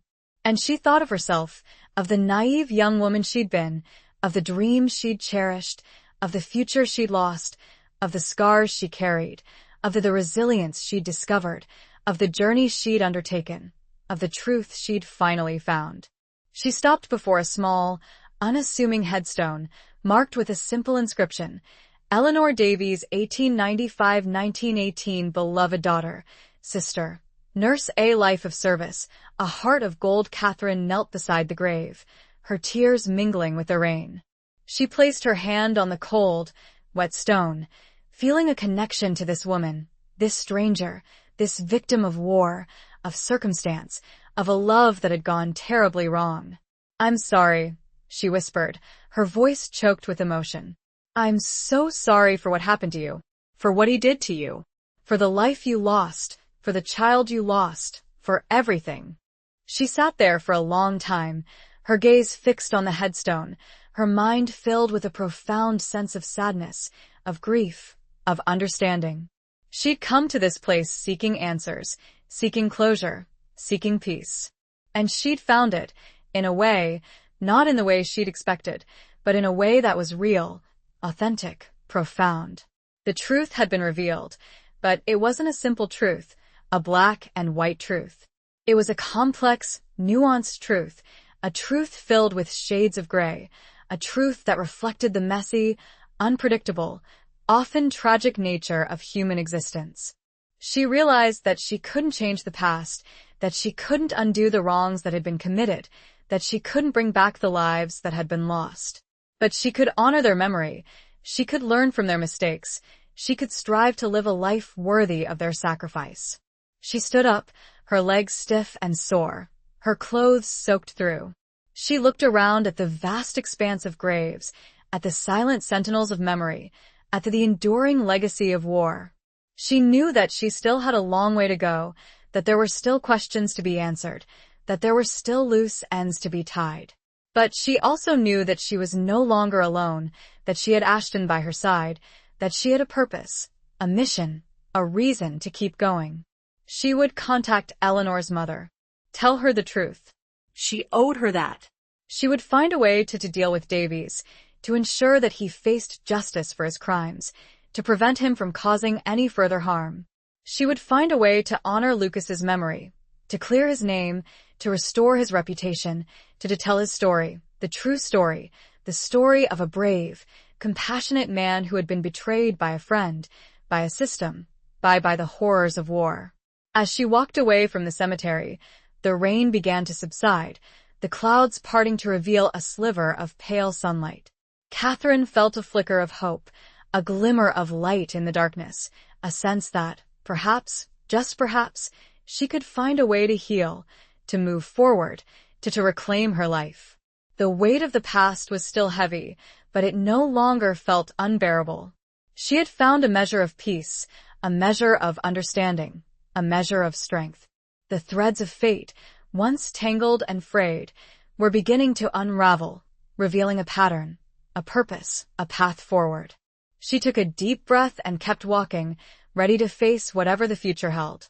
A distant rumble, not of thunder, but of an approaching vehicle, broke the silence. Chapter 14. A desperate plea for forgiveness. The rumble grew louder, resolving into the distinct sound of a motor car approaching. Catherine, still lost in her thoughts, barely registered it until the vehicle pulled up beside her, its tires splashing through the puddles on the rain-soaked road. She looked up, startled, to see Ashton at the wheel, his face etched with concern.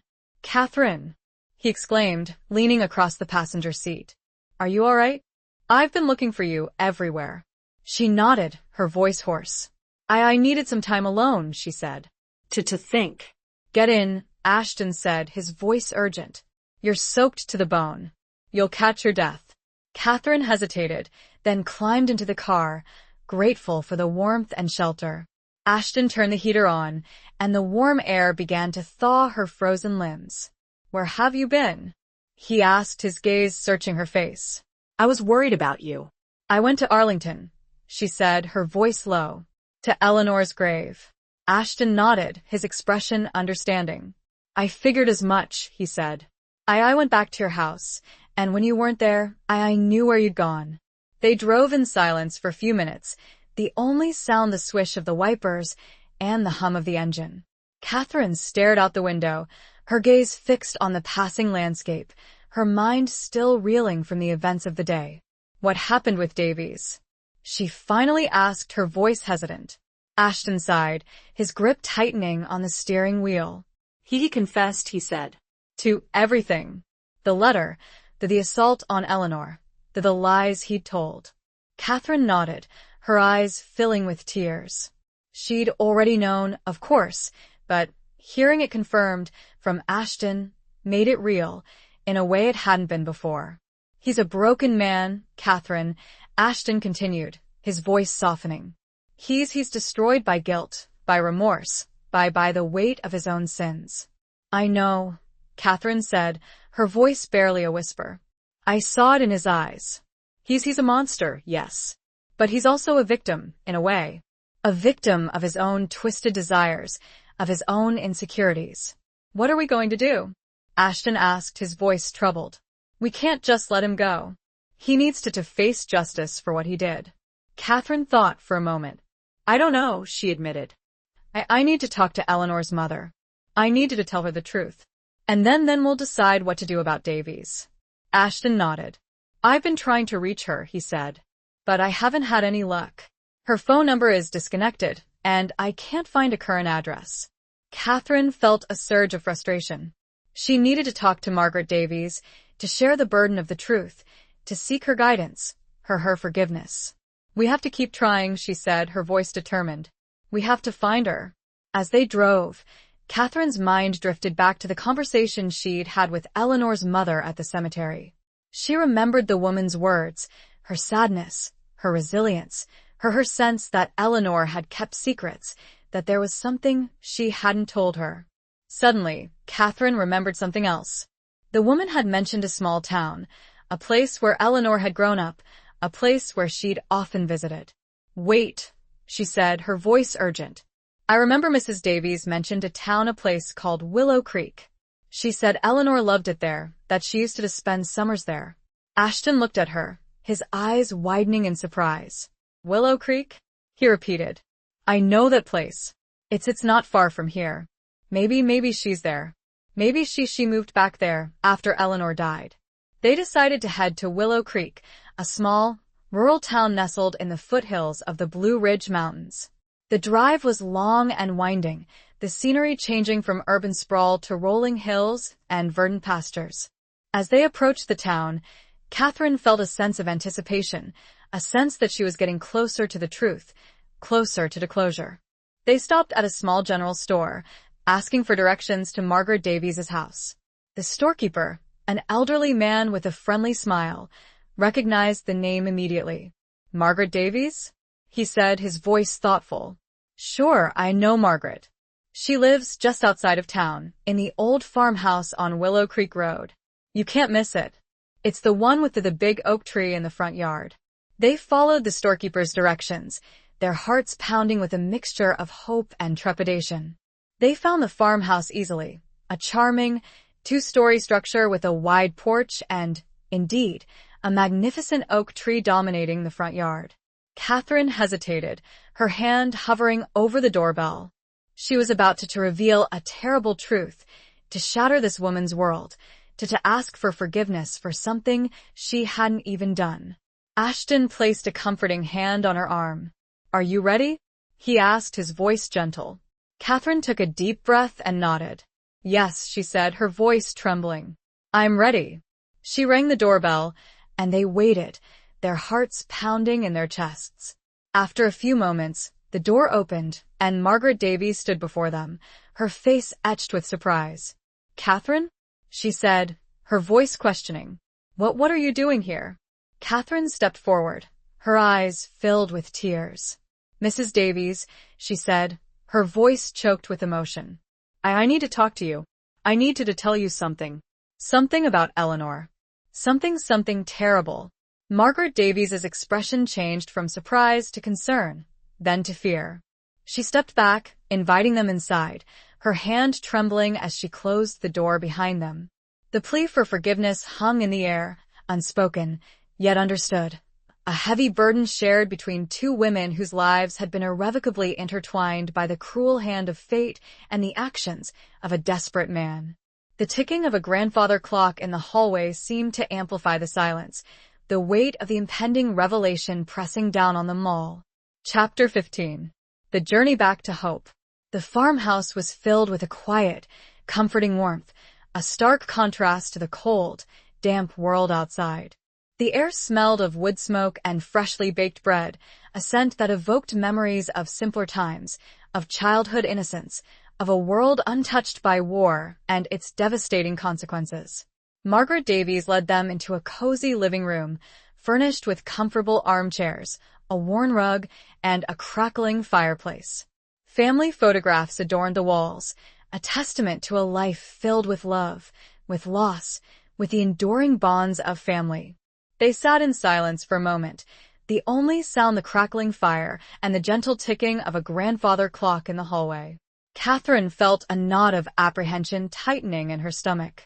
She was about to shatter this woman's world, to reveal a truth that would forever alter her perception of her daughter, of her past, of everything.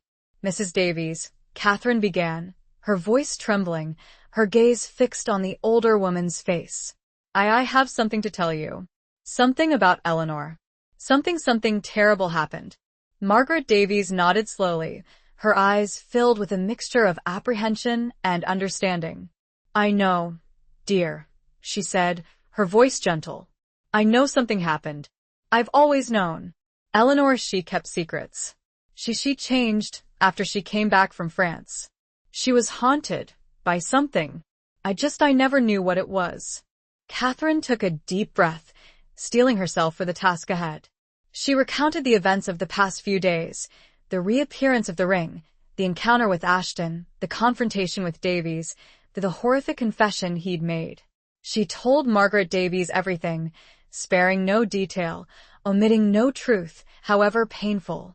She told her about Davies' obsession with Eleanor, about the anonymous letter, about the assault, about the child, about everything. Margaret Davies listened in silence, her face pale and drawn, her hands clasped tightly in her lap. Tears streamed down her cheeks, but she made no sound, no interruption, no attempt to deny the truth. When Catherine finished, the room was silent, the only sound the crackling fire and the gentle ticking of the clock. Margaret Davies sat there, her body shaking with silent sobs, her eyes fixed on some distant point in the past. I don't know what to say, she whispered, her voice choked with emotion. I don't know what to do.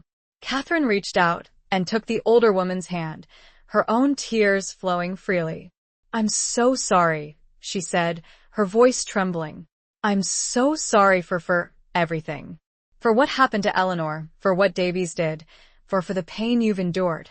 Margaret Davies squeezed her hand, her grip surprisingly strong. It's not your fault, dear, she said, her voice hoarse. It's not your fault. It's the war. The war, it changed everything. It destroyed so many lives. It twisted people, broke them, turned them into monsters.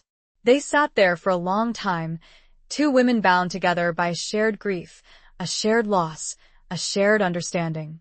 They talked about Eleanor, about her life, her dreams, her compassion, her strength, her unwavering dedication to helping others.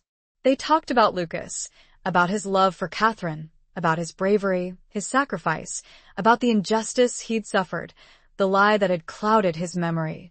And they talked about Davies, about his twisted obsession, his destructive actions, about the broken, shattered man he'd become, about the possibility of forgiveness, of redemption, of healing. What will you do? Margaret Davies asked, her voice hesitant. About Davies? Catherine sighed, her gaze fixed on the flickering flames in the fireplace. I don't know, she admitted. I want him to face justice for what he did. But I also understand, in a way. I understand the pain, the desperation, the twisted logic of war. He was not inherently an evil person. War contorted his mind. He needs help, Margaret Davies said, her voice firm. He needs treatment, therapy, something to help him deal with his demons. Catherine nodded. I agree, she said. But he also needs to atone for his sins. He needs to make amends, to try to repair the damage he's done. They decided to contact the authorities, to report Davies' confession, to let the law take its course. They also decided to seek help for Davies, to find a way to ensure that he received the treatment he needed, to give him a chance at redemption, at healing. As Catherine and Ashton prepared to leave, Margaret Davies stood up, her eyes filled with tears. Thank you, she said, her voice trembling. Thank you for telling me the truth.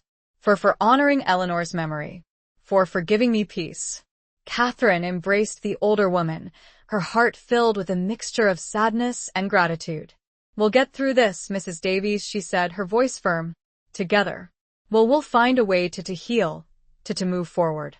As they drove away from the farmhouse, the sun began to set, casting a golden glow over the rolling hills and verdant pastures. Catherine felt exhausted, drained, but also relieved, renewed, in a way. The truth had been revealed, the burden had been shared, the journey back to hope had begun. She knew that there would be challenges ahead, that there would be obstacles to overcome, that there would be moments of doubt, of despair, of grief. But she also knew that she was not alone, that she had Ashton by her side, that she had a purpose, a mission, a reason to keep going. She would honor the memory of Lucas and Eleanor. She would seek justice for their suffering. She would find a way to reclaim her life, to build a future filled with love, with hope, with peace. The setting sun, a fiery orb sinking below the horizon, seemed to symbolize both an ending and a beginning, a promise of a new dawn, a new chapter, a new life. She leaned back, a faint glimmer of optimism flickering within. Chapter 16. Echoes of gunfire, whispers of love. The drive back to Arlington was quiet, reflective. The weight of the day's revelations hung heavy in the air, a palpable presence that both Catherine and Ashton felt deeply. The setting sun painted the sky in hues of orange, purple, and red, a breathtaking spectacle that somehow felt muted, overshadowed by the lingering shadows of the past. Ashton broke the silence, his voice low and thoughtful. "What will you do now, Catherine?" Catherine sighed, her gaze fixed on the passing landscape. "I don't know," she admitted. I need some time to process everything, to figure out my next steps." "You've been through so much," Ashton said, his voice filled with compassion. "You've shown incredible strength, incredible resilience." Catherine smiled weakly. "I don't feel very strong," she said. "I feel lost, confused, uncertain of everything." "You're not alone, Catherine," Ashton said, his voice firm. "I'm here for you. Whatever you need, whatever you decide, I'll support you." Catherine felt a surge of gratitude, a warmth that spread through her weary body. She'd found an unexpected ally in Ashton, a friend, a confidant, a partner in this journey of discovery, of healing, of reclaiming her life. "Thank you, Ashton," she said, her voice trembling slightly. "I don't know what I would have done without you." "You would have found a way," Ashton said, his voice gentle. "You're a strong woman, Catherine. Stronger than you think." They arrived back at Catherine's house, the familiar surroundings offering a sense of comfort, of security, of home. Catherine felt exhausted, drained, but also relieved in a way. She'd faced the truth. She'd shared the burden. She'd taken the first steps towards healing. I should probably contact the authorities," she said, her voice hesitant. "About Davies." Ashton nodded. "I agree," he said. "But not tonight. You need to rest. You needed to take care of yourself." Catherine agreed. She was too tired, too emotionally drained, to deal with the complexities of reporting Davies's confession. She needed time, space, a chance to regroup, to gather her strength. She made herself a cup of tea, the warmth of the liquid soothing her frayed nerves. She sat in her small parlor, surrounded by the familiar objects of her life, the books, the photographs, the ghosts of the past. She thought of Lucas, of his love for her, of his unwavering devotion, of the terrible injustice he'd suffered, of the lie that had clouded his memory. She thought of Eleanor, of her compassion, her strength, her vulnerability, of the tragic fate that had befallen her, of the child she'd lost, of the secret she'd carried to her grave. And she thought of Davies, of his twisted obsession, his destructive actions, of the broken, shattered man he'd become, of the possibility of forgiveness, of redemption, of healing. She realized that she couldn't simply erase the past, that she couldn't undo the wrongs that had been committed, that she couldn't bring back the lives that had been lost. But she could learn from it. She could grow from it. She could find a way to move forward, to build a new life, a life filled with purpose, with meaning, with hope. She decided that she would honor Lucas's memory by clearing his name, by restoring his reputation, by telling his story, the true story, the story of a brave, compassionate man who had been betrayed by a friend, by a system, by the horrors of war. She would also honor Eleanor's memory by acknowledging her sacrifice, by telling her story, the story of a courageous nurse who had faced unimaginable challenges, who had found love and loss in the midst of chaos, of death. And she would find a way to deal with Davies, to ensure that he faced justice for his crimes, but also to offer him a chance at redemption, at a healing.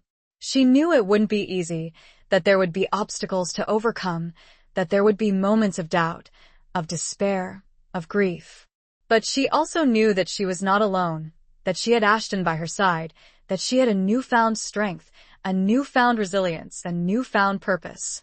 As she drifted off to sleep, the echoes of gunfire, the whispers of love, the lingering shadows of the past seemed to fade, replaced by a sense of peace, a sense of hope, a sense of a new beginning.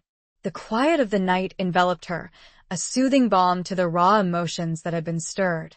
She dreamt, not of war and betrayal, but of fields of wildflowers, of sun-drenched meadows, of a future yet to be written. It was a fragile hope, but it was there. Chapter 17. The Price of Loyalty.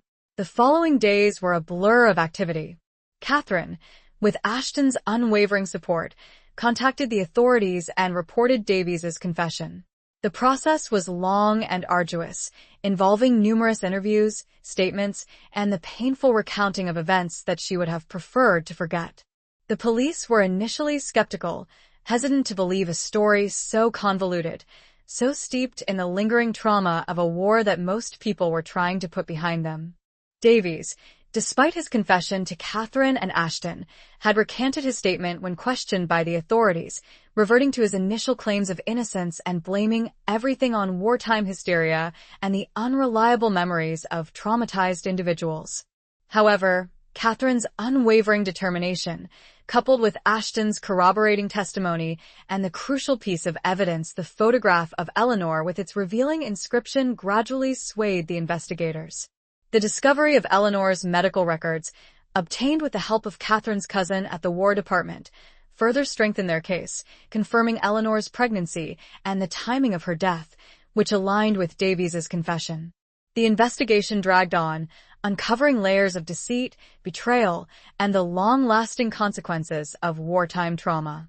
The story, once confined to the whispers of the past, became a matter of public record, attracting the attention of the press and sparking a renewed interest in the lives and sacrifices of those who had served in the Great War.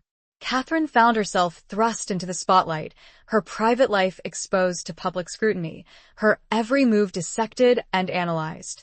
She received letters of support from strangers, touched by her story, and offers of assistance from various organizations. She also faced criticism, skepticism, and even outright hostility from those who doubted her motives or questioned her version of events. Through it all, Ashton remained her steadfast anchor, her protector, her confidant. He shielded her from the intrusive glare of the media, provided her with legal advice, and offered her unwavering emotional support. He had become more than just a friend, more than just an ally. He had become an indispensable part of her life, a source of strength and comfort in a world that often felt overwhelming and unpredictable. One evening, as they sat together in Catherine's parlor, reviewing the latest developments in the case, Ashton turned to her, his expression serious. "Catherine," he said, his voice low and hesitant. I need to tell you something. Something I should have told you a long time ago." Catherine looked at him, her heart pounding with a mixture of apprehension and anticipation. She sensed that this was a moment of significance, a turning point in their relationship. "What is it, Ashton?" she asked, her voice trembling slightly. Ashton took a deep breath, his gaze fixed on her face. I was in love with you, Catherine," he said, his voice raw with emotion. "Back then, during the war. I saw you in the photograph that Lucas carried, and I fell in love with you. With your smile, with your eyes, with the image of the woman Lucas described." Catherine was stunned, speechless. She'd never suspected, never imagined that Ashton harbored such feelings for her. She'd always seen him as a friend, a companion, a fellow traveler on this journey of healing and discovery. I don't know what to say," she stammered, her voice barely a whisper. "You don't have to say anything," Ashton said, his voice gentle. I needed you to know. I didn't want to keep it hidden any longer." He explained how he'd wrestled with his feelings, torn between his loyalty to Lucas, his friend, and his own burgeoning love for Catherine. He'd witnessed their happiness, their devotion to each other, and he'd tried to suppress his own desires, to bury them deep within his heart. But when Lucas died, Ashton continued, his voice choked with emotion, and when I heard about the letter, about the accusations of infidelity, I couldn't help but hope. I hoped that maybe, just maybe, I might have a chance with you. A foolish, selfish hope, I know, considering the circumstances. Catherine felt a wave of something. It wasn't love, not yet. But it was a profound sense of gratitude, of respect, of admiration for this man who had stood by her, who had supported her, who had loved her, silently, selflessly, for so long.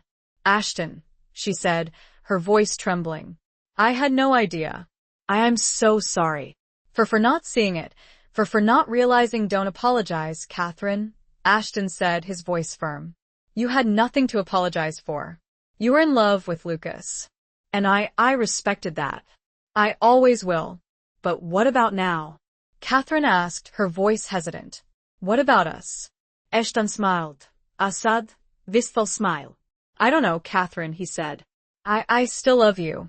I probably always will. But I understand that you're still grieving, that you're still processing everything that's happened. I don't want to pressure you, to rush you into anything. Catherine reached out and took his hand, her fingers intertwining with his. Thank you, Ashton, she said, her voice filled with emotion. For everything. For your honesty, for your loyalty, for your love. I don't know what the future holds. But I do know that I value your friendship, your companionship, more than words can say. They sat in silence for a moment, their hands clasped together, their hearts filled with a mixture of hope, of uncertainty, of the possibility of something more. The price of loyalty, of love, of war, had been high, but it had also forged a bond between them, a connection that transcended the boundaries of friendship, of circumstance. The future remained uncertain, but they would face it together, whatever it might bring. A distant siren wailed, a reminder of the ongoing investigation, of the world outside their quiet sanctuary. Chapter 18. A Second Chance at Dawn. The siren's wail faded into the background, leaving a lingering sense of unease in its wake. The investigation into Davies's actions was nearing its conclusion, and the prospect of his impending trial loomed large, casting a shadow over Catherine's fragile peace. She knew that she would have to testify, to recount the events of the past, to relive the pain and trauma she had endured. She dreaded the prospect, but she also knew that it was necessary, that she had a responsibility to speak the truth, to seek justice for Lucas, for Eleanor, for herself. Ashton, sensing her apprehension, squeezed her hand reassuringly. We'll get through this, Catherine, he said, his voice gentle. Together. I'll be there with you, every step of the way. Catherine smiled, her heart filled with gratitude. Thank you, Ashton, she said. I don't know what I would do without you. In the days that followed, Catherine prepared for the trial, working closely with the prosecutor, reviewing her statements, and steeling herself for the ordeal ahead. She spent hours poring over Lucas's letters, his journal, the photographs of him and Eleanor, seeking solace in their memory, drawing strength from their love, their resilience, their unwavering spirit. She also visited Eleanor's mother, Margaret Davies, regularly, offering her support and companionship, sharing their grief, their memories, their hopes for the future. Margaret had aged considerably since their last meeting, the weight of the truth bearing down on her, but she remained a source of strength and wisdom, a testament to the enduring power of love and forgiveness. The trial of Samuel Davies was a media sensation, attracting widespread attention and sparking heated debates about the nature of war, the trauma it inflicted, and the long-lasting consequences of betrayal and deceit. The courtroom was packed each day, filled with reporters, spectators, and those who had been touched by the story, either directly or indirectly. Catherine's testimony was the centerpiece of the prosecution's case. She took the stand, her heart pounding, her hands trembling, but her voice firm and clear. She recounted her story, from the moment she'd met Lucas, to the day she'd received the anonymous letter, to the devastating news of his death, to the shocking revelations that had unfolded in recent months. She spoke of her love for Lucas, of her unwavering belief in his innocence, of the pain and betrayal she'd felt, of the long journey of healing and discovery she'd undertaken. She spoke of Eleanor, of her compassion, her strength, her vulnerability, of the tragic fate that had befallen her, of the injustice she'd suffered. And she spoke of Davies, of his twisted obsession, his destructive actions, of the broken, shattered man he'd become, of the confession he'd made, of the possibility of forgiveness, of redemption, of healing. Her testimony was powerful, moving, and ultimately devastating for the defense. Davies's lawyers attempted to discredit her, to portray her as a vengeful, unstable woman, driven by grief and a desire for retribution. But Catherine held her ground, her truth unwavering, her dignity intact. Ashton testified as well, corroborating Catherine's story, sharing his own experiences of the war, his own observations of Davies's behavior, his own love for Catherine, a love that he had kept hidden for so long, a love that had finally found its voice. Davies took the stand in his own defense, a shadow of his former self, his arrogance gone, his confidence shattered. He repeated his recanted confession, claiming that he'd been coerced, manipulated, that his words had been twisted, that he was innocent. But his lies were unconvincing, his denials hollow, his pleas for sympathy falling on deaf ears. The jury, after deliberating for several hours, returned a verdict of guilty on all counts. Davies was sentenced to a lengthy prison term, a just punishment for his crimes, a small measure of solace for the lives he had destroyed, for the pain he had inflicted. Catherine felt relieved, vindicated, but also empty, in a way. The trial had brought closure, but it hadn't brought back Lucas. It hadn't erased the scars of the past. It hadn't filled the void in her heart. She stepped out the courthouse and was immediately swarmed by media. Ashton put his arm around her, to shield and guide. But one determined reporter managed to break through. "Miss Montgomery," yelled the reporter, "do you plan on resuming your engagement now that Sergeant Beckett has been vindicated?" Ashton moved to usher her away, but Catherine stopped. She looked directly at the reporter and said, "Lucas and I made our vows. War and one evil man did not change that. We are, and always will be, married in my heart." She and Ashton then moved off, the press kept at bay by the police. As she walked away from the courthouse, the sun breaking through the clouds, casting a warm glow over the city, Catherine felt a sense of peace, a sense of hope, a sense of a new beginning. She and Ashton returned to Arlington, to her quiet house, to the familiar surroundings that offered a sense of comfort, of security, of home. They sat together in her parlor, the silence between them comfortable, companionable, filled with a shared understanding, a shared history, a shared future. "What now, Catherine?" Ashton asked, his voice gentle. Catherine smiled, a genuine smile, a smile that reached her eyes. "Now," she said, her voice filled with hope, "we live. We honor their memory. We learn from the past. We build a new life. Together." Ashton took her hand, his fingers intertwining with hers. "Together," he repeated, his voice firm. The dawn of a new day was breaking, the sky painted in hues of pink and gold, a promise of a fresh start, a second chance, a future filled with love, with hope, with the enduring power of the human spirit. The echoes of gunfire had faded, replaced by the whispers of love, by the gentle promise of a new beginning.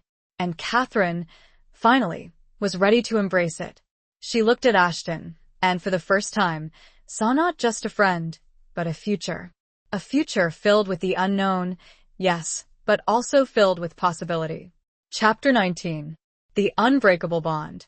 The weeks and months that followed were a time of healing, of growth, of rebuilding.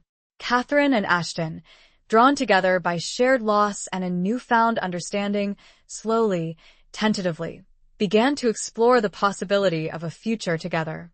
They spent hours talking, sharing their hopes, their dreams, their fears, their lingering grief. They visited Lucas's grave, not in Arlington, but in a quiet, rural cemetery in France, a journey they undertook together, a pilgrimage of remembrance, of closure, of honoring a love that had been lost, but never forgotten. They also visited Eleanor's grave in Arlington, placing flowers on her headstone, speaking words of gratitude, of forgiveness, of recognizing the shared tragedy that had bound their lives together. Catherine, with Ashton's encouragement, began to write, to tell her story, to give voice to the silenced voices of the past, to honor the memory of those who had served, who had suffered, who had loved and lost in the crucible of war. Her writing became a form of therapy, a way to process her emotions, to make sense of the chaos, to find meaning in the midst of loss, to build a bridge between the past and the future. Ashton, too, found solace in writing, recounting his own experiences of the war, his own observations of Lucas and Davies, his own journey of healing and discovery. He also continued to support Catherine, providing her with unwavering encouragement, with practical assistance, with a love that was gentle, patient, understanding, a love that asked for nothing in return, a love that simply was. Their relationship deepened, evolving from friendship to companionship to something more, something that defied easy definition, something that was unique, special, a testament to the enduring power of the human spirit to find connection, to find love, even in the darkest of times. They faced challenges, of course. There were moments of doubt, of uncertainty, of lingering grief. There were whispers of disapproval from some, who questioned their relationship, who judged them for moving on, for finding happiness after so much loss. But Catherine and Ashton ignored the whispers, focusing instead on their own feelings, on their own journey, on their own truth. They knew that their love was not a betrayal of the past, but a tribute to it, a testament to the enduring power of love to transcend loss, to heal, to create new beginnings. One spring morning, as they stood together in Catherine's garden, surrounded by the blossoming flowers, the scent of roses and lilacs filling the air, Ashton turned to Catherine, his eyes filled with a love that was both tender and profound. "Catherine," he said, his voice hesitant, his hand reaching for hers. I know that we've been through so much, and I know that you still carry the memory of Lucas in your heart. But I also know that I love you, and I believe that you might feel something for me, too." Catherine looked at him, her heart filled with a warmth that spread through her entire being.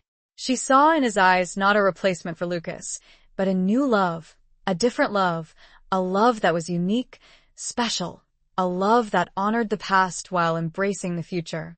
"Ashton," she said, her voice trembling slightly, her hand squeezing his. "I care for you deeply, more than I ever thought possible. You've shown me that it's possible to love again, to find happiness after so much pain. You've given me a second chance at life, at love." Ashton smiled, his eyes shining with tears. He reached out and gently cupped her face in his hands. "Catherine Montgomery," he said, his voice filled with emotion. Will you do me the honor of becoming my wife?" Catherine's heart overflowed with joy, with gratitude, with a love that was both familiar and new, a love that was strong, resilient, unbreakable. "Yes, Ashton," she said, her voice filled with emotion. "Yes, I will." He leaned in and kissed her, a gentle, tender kiss that sealed their promise, that bound them together, that marked the beginning of a new chapter in their lives, a chapter filled with hope, with love, with the promise of a future together. They were married in a small, intimate ceremony, surrounded by their closest friends and family, including Margaret Davies, who had become a cherished friend, a surrogate mother figure to Catherine, a living testament to the enduring power of forgiveness, of reconciliation, of healing. The ring, Lucas's ring, the ghost of a ring returned, rested not on Catherine's finger, but on a delicate chain around her neck, a constant reminder of the past, of the love she had lost, of the unbreakable bond that had brought her and Ashton together. As they stood before the altar, exchanging their vows, their hearts filled with love, with gratitude, with a profound sense of peace, Catherine knew that she had finally found her way home, that she had found a love that would last a lifetime, a love that was strong, resilient, unbreakable, a love that honored the past while embracing the future, a love that was a testament to the enduring power of the human spirit to heal, to grow, to find joy, even in the aftermath of unimaginable loss. The ceremony concluded, and as they walked out, hand in hand, a gentle breeze rustled the leaves of the trees, carrying with it the whispers of the past, the blessings of the present, and the promise of a bright and beautiful future. Chapter 20. The Reckoning of Love and Duty. The years that followed were a testament to the enduring power of love, of healing, of second chances. Catherine and Ashton built a life together, a life filled with warmth, with laughter, with a deep and abiding affection that transcended the boundaries of time, of circumstance, of the lingering shadows of the past. They lived simply, quietly, in Catherine's Arlington home, surrounded by the familiar objects of their lives, the books, the photographs, the memories that both haunted and comforted them. They worked together, writing, researching, advocating for veterans' rights, for a greater understanding of the psychological trauma of war, for a world where such horrors would never again be repeated.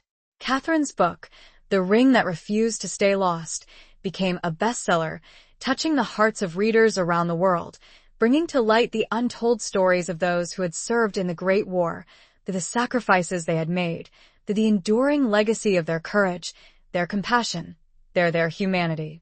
Ashton's book, Shadows of the Somme, provided a raw and unflinching account of his experiences in the trenches, his observations of Lucas and Davies, his own journey of healing and discovery.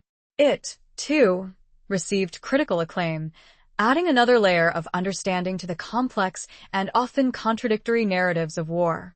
They traveled visiting battlefields, cemeteries, memorials, seeking to connect with the past, to honor the memory of those who had been lost, to learn from the mistakes of history, to advocate for peace, for understanding, for a world where such tragedies would never again occur. They also found joy in the simple pleasures of life, in gardening, in reading, in spending time with friends and family, and in the quiet companionship that had blossomed into a deep and abiding love. Margaret Davies remained a close friend, a constant source of support and wisdom, a living testament to the enduring power of forgiveness, of reconciliation, of the human spirit to overcome even the most devastating of losses. Samuel Davies remained in prison, serving his sentence, his twisted obsession, his destructive actions, a constant reminder of the price of betrayal, of the long shadow cast by war, of the enduring need for justice, for accountability, for healing. Catherine and Ashton often visited him, not out of pity, not out of forgiveness, but out of a sense of duty, a recognition that even the most flawed of individuals deserved a measure of compassion, a chance at redemption, a possibility of finding peace. Davies, initially resistant, gradually softened, his arrogance replaced by a quiet humility, his hatred replaced by a glimmer of remorse, his despair replaced by a flicker of hope. He began to write, to express his feelings, to confront his demons, to seek forgiveness, not from Catherine or Ashton, but from himself, from the memory of Eleanor, from the ghost of Lucas. His writings, raw and unflinching, revealed a man tormented by guilt, by shame, by the weight of his own actions, a man seeking redemption, seeking a way to atone for his sins. Catherine and Ashton, recognizing the sincerity of his remorse, offered him their support, their understanding, their forgiveness, not as a condoning of his actions, but as a recognition of his humanity, of the possibility of change, of the enduring power of the human spirit to heal, to grow, to find peace, even in the darkest of circumstances. One autumn evening, as Catherine and Ashton sat together on their porch, watching the leaves turn golden and red, the air crisp and cool, a sense of profound peace settled over them. "We've come a long way, haven't we?" Ashton said, his voice gentle, his hand reaching for hers. Catherine smiled, her heart filled with gratitude, with love, with a deep and abiding sense of contentment. "Yes," she said, her voice trembling slightly, her hand squeezing his. "We have. We've faced the darkness. We've found the light. We've built a life together. A life filled with love, with purpose, with meaning." "And Lucas?" Ashton asked, his voice hesitant, his gaze searching her face. Catherine looked out at the horizon, at the setting sun, casting a warm glow over the landscape. "Lucas will always be a part of me," she said, her voice firm. "He was my first love, my soulmate in a way. But he's also a part of the past." A past that I cherish, a past that I honor, but a past that I've also moved on from." "And Eleanor?" Ashton asked, his voice gentle. Katerina smiled. A sad, wistful smile. "Eleanor, too," she said. She was a victim, in a way, of war, of Davies's obsession, of circumstances beyond her control. But she was also a strong, compassionate woman, a woman who deserves to be remembered, to be honored. "And Davies?" Ashton asked, his voice low. Catherine sighed, her gaze fixed on the distant horizon. "Davies," she said, her voice thoughtful. He paid the price for his actions. He suffered. He repented. He sought forgiveness. I believe he found some measure of peace, in the end." "And us?" Ashton asked, his voice filled with love, his eyes shining with a tenderness that took Catherine's breath away. Catherine turned to him, her heart overflowing with a love that was deep, abiding, unbreakable. "Us," she said, her voice filled with emotion. "We are the future. We are the hope. We are the proof that love can endure, that healing is possible, that even in the aftermath of unimaginable loss, life can go on, that joy can be found, that second chances are real." Ashton leaned in and kissed her, a gentle, tender kiss that sealed their love, that bound them together, that spoke of a future filled with promise, with hope, with the enduring power of the human spirit to overcome adversity, to find peace, to build a life together, a life filled with love, with purpose, with meaning.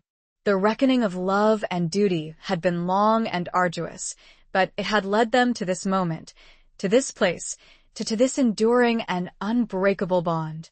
As darkness fell, the stars began to appear, shimmering in the vast expanse of the night sky, a silent testament to the enduring beauty of the universe, to the infinite possibilities of love, of life, of the human spirit. Epilogue. The cemetery was quiet, bathed in the soft, golden light of a late afternoon sun. Catherine, her hair now streaked with silver, her steps a little slower, but her spirit as strong as ever, stood before two graves, side by side. One was marked with a simple headstone, Lucas Beckett, 1894-1918, beloved son, fiancé, soldier. His memory lives. On the other, newly placed, bore a similar inscription, Thomas Ashton, 1893-1965, beloved husband, friend, writer, a life well lived. Catherine placed a bouquet of wildflowers on each grave, a mixture of roses, lilies, and forget-me-nots, a symbol of her enduring love, her gratitude, her remembrance of two men who had shaped her life in profound and lasting ways. She knelt beside Ashton's grave, her hand resting on the cool, smooth stone. She'd had many happy years with him, years filled with love, with laughter, with a shared purpose that had sustained them through the inevitable challenges of life. They'd raised a family, 2 children and 4 grandchildren, who had brought them immeasurable joy, who had carried on their legacy of love, of compassion, of a commitment to making the world a better place. They'd continued to write, to advocate for veterans, to tell the stories of those who had been silenced by war, by the passage of time, by the indifference of a world that often preferred to forget. They'd traveled the world, seeking out new experiences, new perspectives, new ways to connect with the human spirit, to celebrate the beauty and resilience of life. And they'd loved each other, deeply, passionately, with a devotion that had only grown stronger with the passing years, a love that had transcended the boundaries of time, of circumstance, of the lingering shadows of the past. Now, Ashton was gone, his physical presence lost, but his spirit, his love, his memory lived on, in Catherine's heart, and in the lives of their children and grandchildren, and in the words they had written, and in the legacy they had left behind. Catherine stood up, her gaze shifting to Lucas's grave. She hadn't forgotten him, not ever. He remained a part of her, a first love, a soulmate. In a way, a reminder of a time when life had seemed simpler, when hope had bloomed brightly, before the darkness of war had descended.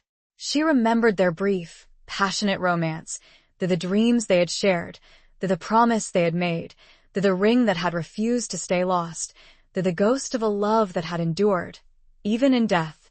She'd honored his memory by clearing his name, by telling his story, by living a life worthy of his sacrifice, by finding love again, by building a future that he would have been proud of. She smiled, a wistful smile, a smile filled with love, with gratitude, with a profound sense of peace. She'd come full circle. She'd faced the darkness. She'd found the light. She'd lived a life filled with purpose, with meaning, with love. As she turned to leave, the setting sun cast long shadows across the cemetery, the headstones gleaming in the fading light, the air filled with the whispers of the past, the blessings of the present, the promise of eternity. Catherine walked slowly, her steps echoing softly on the paved path, her heart filled with a quiet joy, a deep and abiding contentment, a profound sense of gratitude for the life she had lived, for the love she had found, for the enduring power of the human spirit to heal, to grow, to find peace, even in the aftermath of unimaginable loss. She paused, looking up at the sky, now ablaze with the colors of sunset. A single star, bright and clear, shone above her. She smiled, a knowing smile. It was time. She took one last look at the graves and continued her walk, content, fulfilled and peaceful, her spirit finally free to rejoin the two men she had loved, in their own ways, for all of eternity. The end.